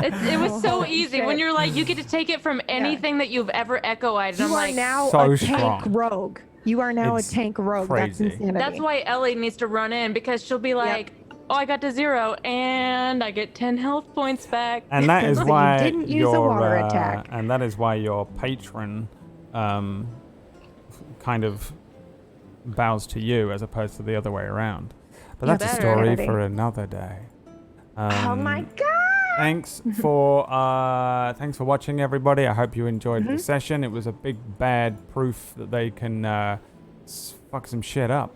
They haven't even stopped growing yet. They're not even in their final form. No. Because there is still more. There's still more. It's not over yet. We've still got a little bit. You still have the final road to walk on. But time is running out. The snow is still falling. The gods are bleeding, and you guys are still in a transitional period between being mortal and godlike immortals, apart from Ellie, who, even if everything went wrong, would probably still rule over the world in some sort of dark hellscape as the queen of ghouls, undead, darkness, assassins, vampires. Thank you to Alvin. It's going to be vampires. Yeah. Crazy. But They're gonna be like, what do we call your race? Yeah, You there's can call me a vampire. something. She will yeah. say that. Oh, Yeah. You call me a vampire. You drink blood, doesn't matter. Yeah, you're like a whole new thing, really. And if you can create others or revenants You or got, like, something, wine. you can figure You just some let people way. think it's blood. Yeah, if you can do some sort of weird thing where you're like, you may take a drop of my blood, and you let them, and then they turn into something. Who Ooh. knows, man? All for stories and tales to be told another time, not now, because I really have to go. Thank you so much for watching, everybody. Make sure you follow Bye. all of these wonderful people and the channel, and head over to Discord to speak with the Inquisition about all the questions that they pose in the week. Follow us on Twitter, and see you in the week for the rest of our shows all week, every single night, apart from Thursday and Saturday. and Saturday. Bye!